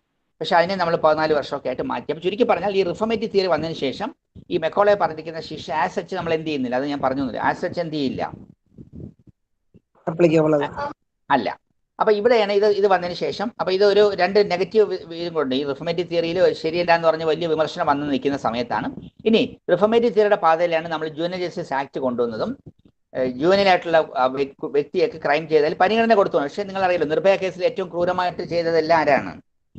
അവിടെ ഏറ്റവും ക്രൂരത ചെയ്തത് ആരാണ്? യെസ്. അപ്പൊ അവിടെ കണ്ടില്ലേ, അപ്പൊ ആ വയസ്സ് വെച്ചിട്ട് ഇങ്ങനെ ശിക്ഷിക്കുന്നത് ഈ റിഫോർമേറ്റീവ് തിയറിയുടെ ഒരു ചെറിയ പ്രശ്നം അവിടെ അറിഞ്ഞതിന് ശേഷമാണ് വീണ്ടും നമ്മുടെ ഇന്ത്യൻ പീനൽ കോഡ് അമെൻഡ് ചെയ്തിട്ട് പറഞ്ഞു ഇങ്ങനെയുള്ള റേപ്പ് കേസിൽ ആ വിക്ടിം വെജിറ്റേറ്റീവ് സ്റ്റേറ്റൊക്കെ ആവുന്ന കേസസിൽ പ്രതിയുടെ ജീവപര്യന്തം എന്ന് പറഞ്ഞാൽ മിനിമം 20 വർഷവും വേണമെങ്കിൽ ലൈഫ് റിമൈൻഡർ ഓഫ് ലൈഫ് കോടതിക്ക് എവിടെ ഇടാവുന്നതാണ്. എവിടെ ഇടാം? ജയിലിലിടാം. അപ്പൊ നിങ്ങൾ ലൈഫ് ഇംപ്രിസൺമെന്റ് ഒക്കെ ചോദിച്ചാൽ നിങ്ങൾ ഈ ആസ്പെക്ട് എഴുതാൻ വേണ്ടിയാണ് പറഞ്ഞത്. മെക്കോളെ ഉദ്ദേശിച്ച ലൈഫ് ഇംപ്രിസൺമെന്റ് എന്ത് തന്നെയാണ്? യെസ്. പക്ഷേ റിഫോർമേറ്റീവ് തിയറി ഒക്കെ വന്നതിന് ശേഷമാണ് നമ്മൾ അതിനെ പല വിധത്തിൽ ചുരുക്കി കുറച്ച് നമ്മൾ എത്ര വർഷമാക്കി മാറ്റി. പിന്നെ അതിനകത്ത് ഒരുപാടുണ്ട്. അതിൻ്റെ ഇടയ്ക്ക് പിന്നെ പ്രൊബേഷന് വിടും, പരോളിൽ വിടും. അതൊക്കെ ഞാൻ പറയുന്നില്ല. അതൊക്കെ നിങ്ങൾ അടുത്ത ക്രിമിനോളജി ഒക്കെ പഠിപ്പിക്കുമ്പോൾ പറഞ്ഞത്. ഇപ്പൊ ജസ്റ്റ് ഇതിന് വേണ്ടി പറഞ്ഞു. കൂടുതൽ ഡെപ്തിലോട്ട് പറഞ്ഞാൽ എഴുതാൻ നിങ്ങൾക്ക് സമയം കിട്ടില്ല, അത് ചോദിക്കുകയില്ല. പക്ഷെ ഇപ്പൊ വീണ്ടും എന്ത് ചെയ്തു? ഇങ്ങനെയുള്ള കേസസിൽ ലൈഫ് ഇംപ്രിസൺമെന്റ് മിനിമം എത്ര ആക്കി? സ്ത്രീകളുടെ റേപ്പ് അല്ലല്ല, സ്ത്രീകളുടെ റേപ്പ് മറ്റേ rape case minimum 20 or remainder of life ആണ് കേട്ടോ. അപ്പൊ അതിന്റെ വ്യത്യാസം മനസ്സിലായല്ലേ? ഈ നമ്മുടെ റിഫോർമേറ്റീവ് തിയറി വന്നിട്ട് പറ്റാത്തതുകൊണ്ടാണ് വീണ്ടും നമ്മുടെ പാർലമെന്റിന് IPC പോലും അമെൻഡ് ചെയ്യേണ്ടി വന്നു എന്ന് ഞാൻ പറഞ്ഞുതരാം. ഇപ്പൊ ഒരു ഇന്റർപ്ലേ ആണ് ഇത്, കണ്ടില്ലേ? ഓക്കെ, ഇപ്പൊ ഇവിടെ നമ്മൾ ഇനി ഐഡിയ കിട്ടിയല്ലോ. ഇനി ഡിഫറെന്റ് തിയറീസ് ഓഫ് പണിഷ്മെന്റ്സും കൂടെ നമ്മൾ പഠിച്ചിട്ടുണ്ട്. അത് ഞാൻ കൂടുതൽ പറയുന്നില്ല. പഠിച്ചാണല്ലോ. എന്തൊക്കെ തിയറി പഠിച്ചു നിങ്ങൾ? Theories of punishment. പഴയ തിയറി ഏതാ? പകരം വീട്ടാൻ വേണ്ടി പണിഷ്മെന്റ് കൊടുക്കുന്നു നമ്മൾ പറഞ്ഞു. അതിന്റെ തിയറിയുടെ പേര് റെട്രിബ്യൂട്ടീവ്. രണ്ടാമത് പറഞ്ഞു പ്രിവെന്റ് ചെയ്യാൻ വേണ്ടി കൊടുക്കുന്നു, അതിന്റെ പേര് പ്രിവെന്റീവ് തിയറി. മൂന്നാമത് പറഞ്ഞു മാക്സിമം പണിഷ്മെന്റ് കൊടുത്ത് പേടിപ്പിക്കുക. ഇത് പ്രതിയും പേടിക്കും, കണ്ടു നിൽക്കുന്ന മറ്റുള്ളവരും പേടിക്കും. അതിന്റെ പേര് ഡിറ്ററന്റ് തിയറി. പിന്നെ എക്സ്പിയേറ്ററി തിയറി ഉണ്ട്. പിന്നെ അതിനുശേഷം വന്ന് ഡെവലപ്പ് ചെയ്ത തിയറി ഏതാ? റിഫോർമേറ്റീവ്. യെസ്. പക്ഷെ ഇപ്പൊ ഒരു തിയറിയും കൂടെ നിങ്ങൾ എഴുതണം. അത് നോട്ടിലൊന്നും കാണില്ല. വിക്ടിം സാറ്റിസ്ഫാക്ഷൻ തിയറി എന്നും കൂടെ പറഞ്ഞ് എഴുതിക്കണം കേട്ടോ. ഇപ്പൊ എന്റെ തിയറിയും കൂടെ ഉണ്ട് ക്രൈമിൽ. Victim satisfaction. അപ്പൊ ആരെയും കൂടെ നോക്കുന്നു എന്നാണ് നമ്മൾ എഴുതേണ്ടത്. Especially after 2013 amendment, Nirbhaya amendment. വിക്ടിമിന് അതുകൊണ്ടാണ് ഇപ്പൊ റേപ്പ് കേസിൽ പോലും വിക്ടിമിന് എന്ത് കൊടുക്കുന്നുണ്ട്? പ്രതിയെ ശിക്ഷിക്കുന്നതിനോടൊപ്പം തന്നെ എന്തും കൂടെ വാങ്ങിച്ചു കൊടുക്കും, കോമ്പൻസേഷൻ. കേട്ടില്ലേ? അപ്പൊ ആ വ്യത്യാസം നിങ്ങൾ എഴുതണം കേട്ടോ. അപ്പൊ ഇതാണ് ആ ഒരു ഇൻട്രോ പറഞ്ഞു കഴിഞ്ഞു. ഓക്കെ, ഇത് ക്ലിയർ അല്ലേ? ഇനി നിങ്ങളുടെ അടുത്തൊരു എസ്സേ പെട്ടെന്ന് തീർക്കുക. ഇനി അടുത്തൊരു എസ്സേ ഞാൻ സ്റ്റേജസ് ഓഫ് എ ക്രൈം പെട്ടെന്ന് തീർക്കുക. 2 ചെറിയ യൂണിറ്റുകളിൽ സ്റ്റേജസ് ഓഫ് എ ക്രൈം എന്താണെന്ന് ചോദിച്ചാൽ, ഒരു ക്രൈം പല സ്റ്റേജിലാണ് നടക്കുന്നത്. അപ്പൊ ആദ്യത്തെ സ്റ്റേജ് എന്ന് പറഞ്ഞാൽ, ഇപ്പൊ എനിക്ക് ഒരാളെ കൊല്ലണമെന്ന് ഐഡിയ വന്നു. അപ്പൊ ഫസ്റ്റ് സ്റ്റേജ് ഏതാ? ഇന്റൻഷൻ. അപ്പൊ അത് വെച്ച് മാത്രം ശിക്ഷിക്കാൻ പറ്റുമോ?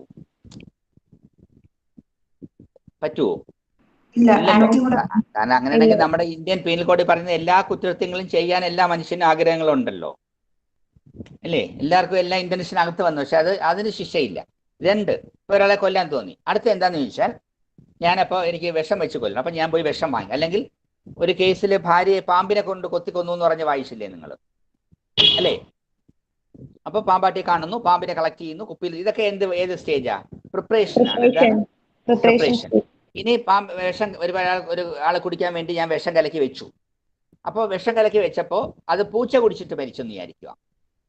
അപ്പൊ ആര് കുടിച്ച് മരിച്ചില്ല? അപ്പൊ ഞാൻ ഉദ്ദേശിച്ചത് നടന്നില്ലല്ലോ. അപ്പൊ അത് എന്ത് വരെ ആയുള്ളൂ? അറ്റംപ്റ്റ്. അപ്പൊ മൂന്നാമത്തെ സ്റ്റേജ് എന്താണ്? അറ്റംപ്റ്റ്. ഇനി അയാൾ തന്നെ എടുത്ത് കുടിച്ച് മരിച്ചാൽ എന്തായി? കമ്മീഷൻ. എന്തായി? കമ്മീഷൻ. ഇതൊരു എസ്സേ ചോദിച്ചിട്ടുണ്ട്, what are the stages of A crime. അപ്പോൾ ഏതൊക്കെയാ? ഇന്റൻഷൻ. അപ്പൊ ഇന്റൻഷൻ എഴുതുമ്പോൾ നിങ്ങൾക്ക് എസ്സേ എഴുതാൻ വേണ്ടി ചോദിച്ചാൽ നിങ്ങൾ മറ്റേ മെൻസ്രി എന്നൊക്കെ പറഞ്ഞുള്ള ആക്ടേഴ്സ് നോട്ട് ഫാസിലിറ്റി ഒക്കെ എഴുതാൻ വേണ്ടി പറഞ്ഞുതരാം കേട്ടോ. അല്ലെ, എസ്സേ ചോദിച്ചാൽ അതും കൂടെ ആ രീതി എഴുതിക്കണം. ഇന്റൻഷൻ സ്റ്റേജ് നമുക്ക് പരീക്ഷയ്ക്ക് വലുതായിട്ട് എഴുതാൻ പറ്റും കേട്ടോ, ഇന്റൻഷൻ എന്നുള്ള ആ കോൺസെപ്റ്റ്. ഓക്കെ. രണ്ടാമത്തെ എന്താണ്? പ്രിപ്പറേഷൻ. മൂന്നാമത്തെ എന്താണ്? നാലാമത്തെ എന്താണ്? കമ്മീഷൻ. ഇനി പ്രിപ്പറേഷൻ സാധാരണഗതിയിൽ പണിഷബിൾ അല്ല. പക്ഷേ ചില പ്രത്യേക വകുപ്പിൽ മെക്കോളെ തന്നെ എടുത്തു പറയുന്നുണ്ട്. ഇപ്പൊ ഉദാഹരണത്തിന് ഒഫൻസ് അഗൈൻസ്റ്റ് സ്റ്റേറ്റ്, നമ്മുടെ രാജ്യത്തിനെതിരെ ഒരു എന്താണ് യുദ്ധം ചെയ്യാനൊക്കെ പ്രിപ്പറേഷൻ, അത് പ്രിപ്പറേഷനും എന്ത് തന്നെയാണ്? ശിക്ഷയാണ്. അല്ലെ ഡക്കോയിറ്റിയുടെ വകുപ്പിലും ഡക്കോയിറ്റിക്ക് വേണ്ടിയുള്ള പ്രിപ്പറേഷനും എന്ത് തന്നെയാണ്? അപ്പൊ ജനറലി പ്രിപ്പറേഷൻ എന്തല്ല? പ്രിപ്പറേഷൻ എന്തല്ല? Not punishable. പക്ഷേ മെക്കോളെ പല വകുപ്പിലും ഈ ആക്ടിൽ IPC എടുത്ത് പറയുന്ന ഒരു 2 എക്സാമ്പിൾ ഞാൻ പറയാം. ഡക്കോയിറ്റിയുടെ പ്രിപ്പറേഷനും അല്ലെങ്കിൽ ഒഫൻസ് അഗൈൻസ്റ്റ് സ്റ്റേറ്റിന്റെ പ്രിപ്പറേഷനും എന്താണ്? They are punishable. ക്ലിയർ ആണല്ലോ? ഓക്കെ, അത് ക്ലിയർ അല്ലേ? അത് പറഞ്ഞ ക്ലിയർ അല്ലേ? ഇനി അടുത്തത് അറ്റംപ്റ്റ് വരെ നടന്നുള്ളൂ.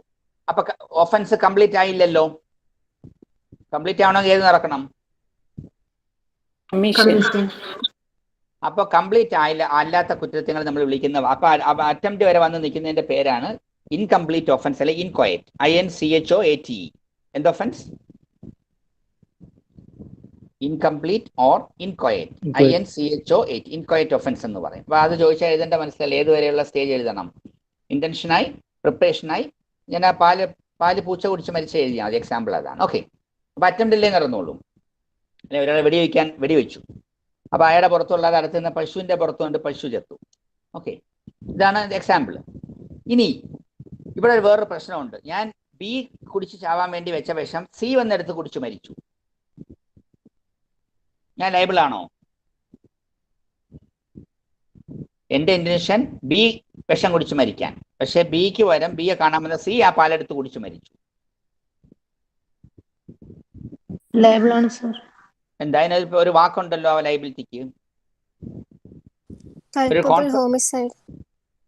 അല്ല, അതല്ല മർഡർ തന്നെ. അതല്ല, ട്രാൻസ്ഫേർഡ് മലീസ് എന്നാ പറയുന്നത് കേട്ടോ. ഓക്കെ, എന്താണ്?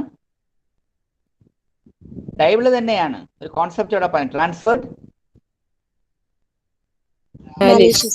ഓക്കെ ഓക്കെ പറഞ്ഞ തീർന്നു. അപ്പൊ അതാണ് ഒരു എസ് ആണ്. വീണ്ടും പറയാം. എന്താണ് സ്റ്റേജസ് ഓഫ് എ ക്രൈം ചോദിച്ചാൽ ഇന്റൻഷൻ, പ്രിപ്പറേഷൻ, അറ്റംപ്റ്റ്. അപ്പൊ അറ്റംപ്റ്റ് ശിക്ഷിക്കാന്ന് ചോദിച്ചാൽ ഉണ്ട്, കൃത്യം പറഞ്ഞുതരാം. അറ്റംപ്റ്റിനെ പറ്റി ഒരു വകുപ്പിൽ തന്നെ മെക്കോളെ ഡ്രാഫ്റ്റ് ചെയ്തിട്ട് അതിന്റെ അറ്റംപ്റ്റും തൊട്ട് താഴെ തന്നെ വകുപ്പിൽ എന്താക്കിയിട്ടുണ്ട്. മിക്കവാറും ഒക്കെ കുറ്റങ്ങളിൽ എന്തും കൂടെ ആക്കിയിട്ടുണ്ട്. കുറ്റം ഒരു വകുപ്പിൽ ശിക്ഷിച്ചിട്ട് തൊട്ട് താഴെ എന്ത് പറയും? ഈ കുറ്റത്തിന്റെ അറ്റംപ്റ്റിനും എന്തുണ്ടെന്ന് പറയും. മനസ്സിലായില്ല? അങ്ങനെ പറഞ്ഞു പോകുന്നുണ്ട്. പക്ഷെ ഇവിടെ നിങ്ങൾക്ക് ആഡ് ചെയ്യാൻ പറ്റിയ നല്ലൊരു വകുപ്പുണ്ട്. ഏറ്റവും ലാസ്റ്റ് വകുപ്പ് ഏതാ ഇന്ത്യൻ പീനൽ കോഡിലെ? 511 മെക്കോളെ പറയുന്നുണ്ട്, ഏതെങ്കിലുമൊക്കെ അറ്റംപ്റ്റിന് ശിക്ഷ പറഞ്ഞിട്ടില്ലെങ്കിൽ ഈ 511 വകുപ്പ് പ്രകാരം attempt commit an offence is also an offence എന്ന് പറയുന്നുണ്ട് കേട്ടോ. അപ്പൊ attempt commit an offence is also an offence എന്ന് 511 വകുപ്പിൽ പറയുന്നുണ്ട്. അതിന് എക്സാമ്പിൾ മെക്കോളെ കൊടുത്തിട്ടുണ്ട്. പോക്കറ്റ് അടിക്കണമെന്നുള്ള ഉദ്ദേശത്തോടുകൂടി എ ബിയുടെ പോക്കറ്റിൽ കൈയിട്ടു, പക്ഷെ പോക്കറ്റിൽ ഒന്നുമില്ലായിരുന്നു. അപ്പൊ എ ചെയ്ത കുറ്റം എന്താന്ന് ചോദിച്ചാൽ തെഫ്റ്റിന്റെ അറ്റംപ്റ്റ് എന്ന് എഴുതണം. മനസ്സിലായില്ലേ? ഏത് വകുപ്പിൽ പറയുന്ന എക്സാമ്പിൾ ഇല്ലസ്ട്രേഷൻ ഞാൻ ഈ പറഞ്ഞത് 511 എക്സാമ്പിൾ ഞാൻ ഈ പറയാം. ഇല്ലസ്ട്രേഷൻ മെക്കോളെ തന്നെ കൊടുത്തിരിക്കുകയാണ്. ഓക്കെ, അപ്പൊ ആ എസ് പറഞ്ഞു കഴിഞ്ഞു. ഓക്കെ, ഇനി നമ്മൾ ഇതുവരെ പറഞ്ഞു നിർത്തി. ബേസിക് ആയിട്ടുള്ള പറഞ്ഞല്ലോ. നമ്മളിപ്പോ ഇതിനകത്ത് ആദ്യത്തെ ഞാൻ പറയുന്നില്ല. ഇന്ത്യൻ പീനൽ കോഡിലെ ആദ്യത്തെ ഒരു ചാപ്റ്റർ ഉണ്ട്. ചാപ്റ്റർ 1 ഇൻട്രൊഡക്ഷനകത്ത് 1 to 5 വരെ പ്രൊവിഷനിൽ ഇന്ത്യൻ പീനൽ കോഡ് എന്ന് വന്നു, ഏതാണ് ഇന്ത്യൻ പീനൽ കോഡിന്റെ ആപ്ലിക്കബിലിറ്റി എന്നൊക്കെ പറയുന്നുണ്ട്. പിന്നെ ചാപ്റ്റർ 2 ഈ ആക്ടിലുള്ള നിർവചനങ്ങൾ കൊടുത്തിരിക്കുന്നത്. കറക്റ്റ് ശ്രദ്ധിച്ചോളൂ. അപ്പൊ 1 to 5 വരെ ഏതാണ് ഈ ആക്ടിന്റെ ജനറൽ പ്രിൻസിപ്പിൾസ് പറഞ്ഞു പോകുന്നുണ്ട് അല്ലേ?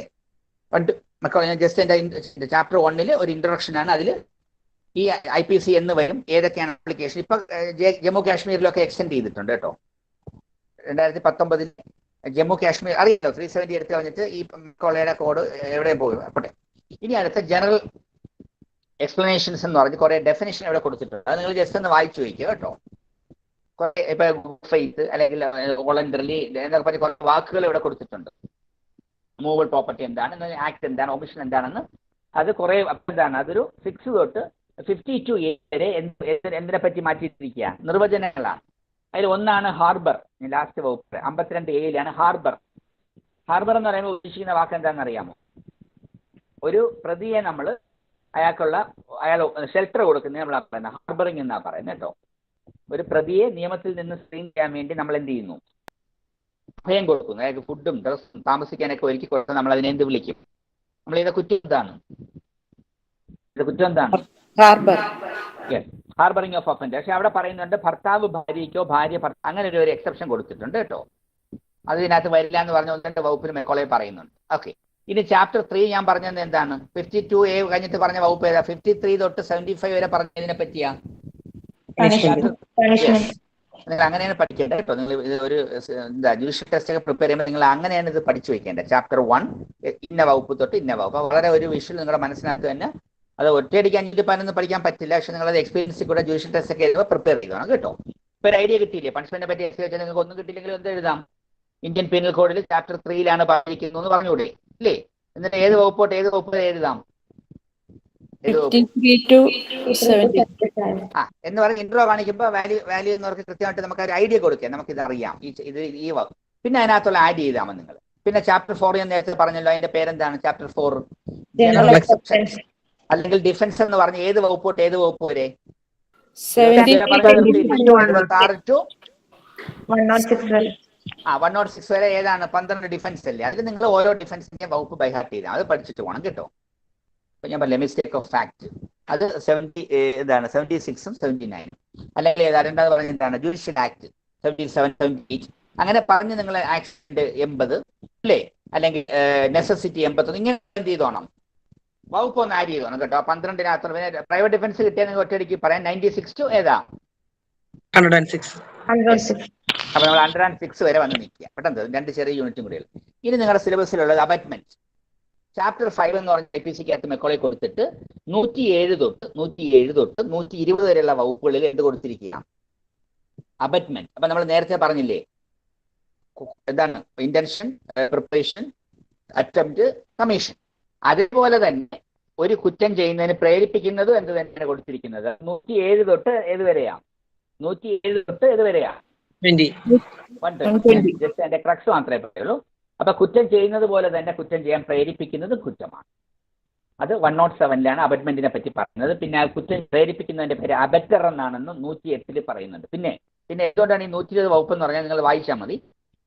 കുറ്റം ചെയ്തത് പ്രേരിപ്പിച്ച കുറ്റം ചെയ്താൽ ശിക്ഷ, അങ്ങനെ കുറെ കാര്യങ്ങൾ ജസ്റ്റ് വായിച്ചാൽ അതിന്റെ തിയറി ഞാൻ പറഞ്ഞത്. അപ്പൊ അബറ്റ്മെന്റ് 3 തരത്തിലാണ് നമ്മുടെ ലോ നോക്കുന്നത്.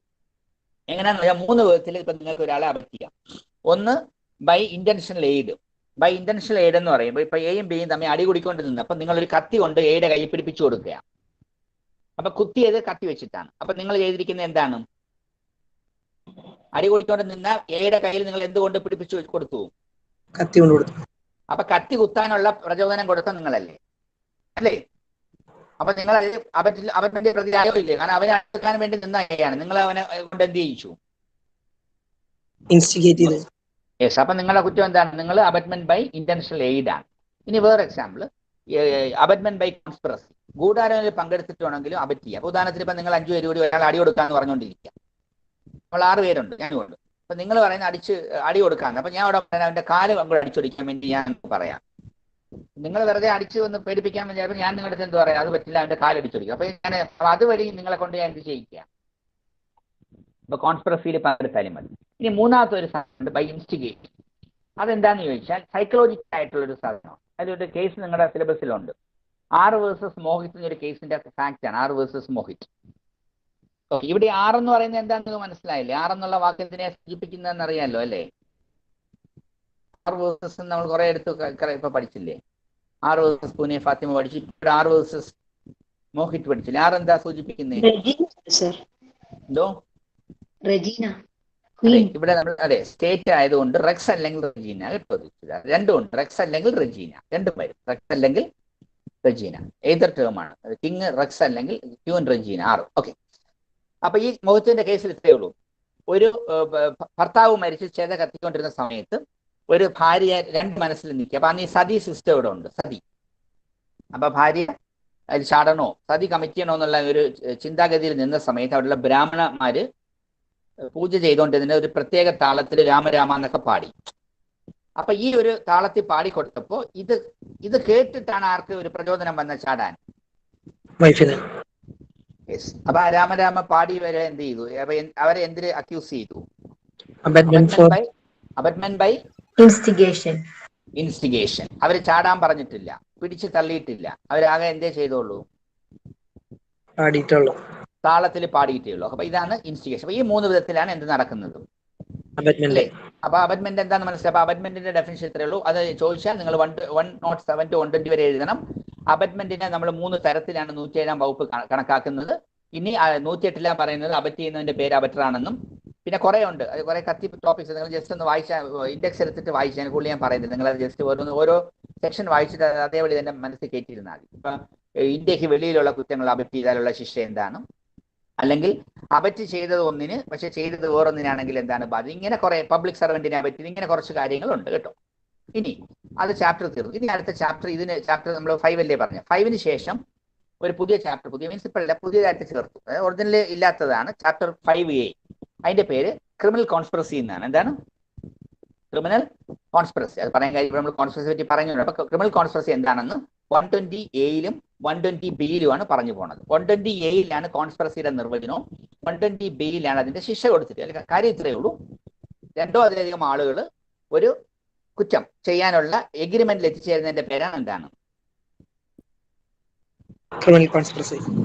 അത് 120A-ലാണ് നിർവഹിച്ചിരിക്കുന്നത്. 120B-ലാണ് അതിന്റെ ശിക്ഷ. ഇനി അടുത്തൊരു ചാപ്റ്ററാണ് 5A എന്നാ പറയുന്നത്, പുതിയ ഇൻസേർട്ട് ചെയ്തതല്ലേ. ഇനി 6, ചാപ്റ്റർ 6 നിങ്ങളുടെ സിലബസിലുണ്ട്. അതിന്റെ പേര് ഒഫൻസസ് അഗൈൻസ്റ്റ് സ്റ്റേറ്റ് എന്നാണ്. ഒഫൻസ് അഗൈൻസ്റ്റ് സ്റ്റേറ്റ്, അതായത് ഇതെല്ലാം രാജ്യദ്രോഹ കുറ്റങ്ങളാണ്. അപ്പൊ കണ്ടില്ലേ, മെക്കോളെ ഡ്രാഫ്റ്റ് ചെയ്തപ്പോൾ ആദ്യമേ തുടങ്ങുമ്പോഴേ ഏത് കുറ്റത്തിനെ പറ്റിയാണ് പറഞ്ഞു പോകണം? രാജ്യത്തിന് വേണ്ടിയാണ് ആദ്യം പറഞ്ഞു പോകണം. ഹ്യൂമൻ ബോഡിയെ പറ്റിയൊക്കെ 299 പറയാൻ പോകണം. മനസ്സിലായില്ലേ? ഇന്ത്യയിലുള്ള ജനങ്ങളുടെ ശരീരത്തിന്റെ പ്രൊവിഷൻ തുടങ്ങുന്ന എവിടെയേ ഉള്ളൂ? ഏത് വകുപ്പിലാണ് തുടങ്ങാൻ പോകണം? നമ്മൾ 299 തുടങ്ങാൻ പോണത്. പക്ഷെ ഇവിടെ നമ്മൾ തുടങ്ങിയപ്പോഴേ 120 പറഞ്ഞില്ലേ? അടുത്ത ഏതാ ചാപ്റ്റർ? ചാപ്റ്റർ 6 കാര്യങ്ങൾ നമ്മൾ പറഞ്ഞിരിക്കുന്നത്. അതിന്റെ കണ്ടന്റ് എന്താണ്? Offence against state. ഇപ്പൊ രാജ്യത്തിനെതിരെയുള്ള വലിയ ഹൈ ഒഫൻസസ് ആണ് ഇതെല്ലാം. അത് 121 തൊട്ട് 130 വരെയുള്ള വകുപ്പുകളാണ് കേട്ടോ. ഏത് വകുപ്പാ? 121 to 130. അങ്ങനെ പഠിക്കുക. ചാപ്റ്റർ 6 എന്ന് പഠിക്കുക, ഒഫൻസ് അഗൈൻസ്റ്റ് സ്റ്റേറ്റ് എന്ന് പഠിക്കുക. അതിൽ 121 തൊട്ട് 130 വരെയാണ് പഠിക്കുക. അതിൽ കണ്ടന്റ് ഇതേ ഉള്ളൂ. ഭരണഘടനാ സ്ഥാപിതമായിട്ടുള്ള സർക്കാരിനെതിരെ യുദ്ധം ചെയ്യാൻ വേണ്ടി നമ്മൾ യുദ്ധം ചെയ്യുന്നു, അതിന് ആളുകളെ കൂട്ടുന്നു, ആയുധം കളക്ട് ചെയ്യുന്നു, അതിന് അബറ്റ് ചെയ്യുന്നു. ഗവൺമെന്റ് ഓഫ് ഇന്ത്യക്കെതിരെ യുദ്ധം ചെയ്യാം. ഓക്കെ. അല്ലെങ്കിൽ ഗവൺമെന്റ് ഓഫ് ഇന്ത്യയായിട്ട് നല്ല ബന്ധത്തിലിരിക്കുന്ന രാജ്യങ്ങൾക്കെതിരെ നമ്മൾ എന്ത് ചെയ്യുന്നു? നമ്മൾ എന്ത് ചെയ്യാൻ പോകുന്നു?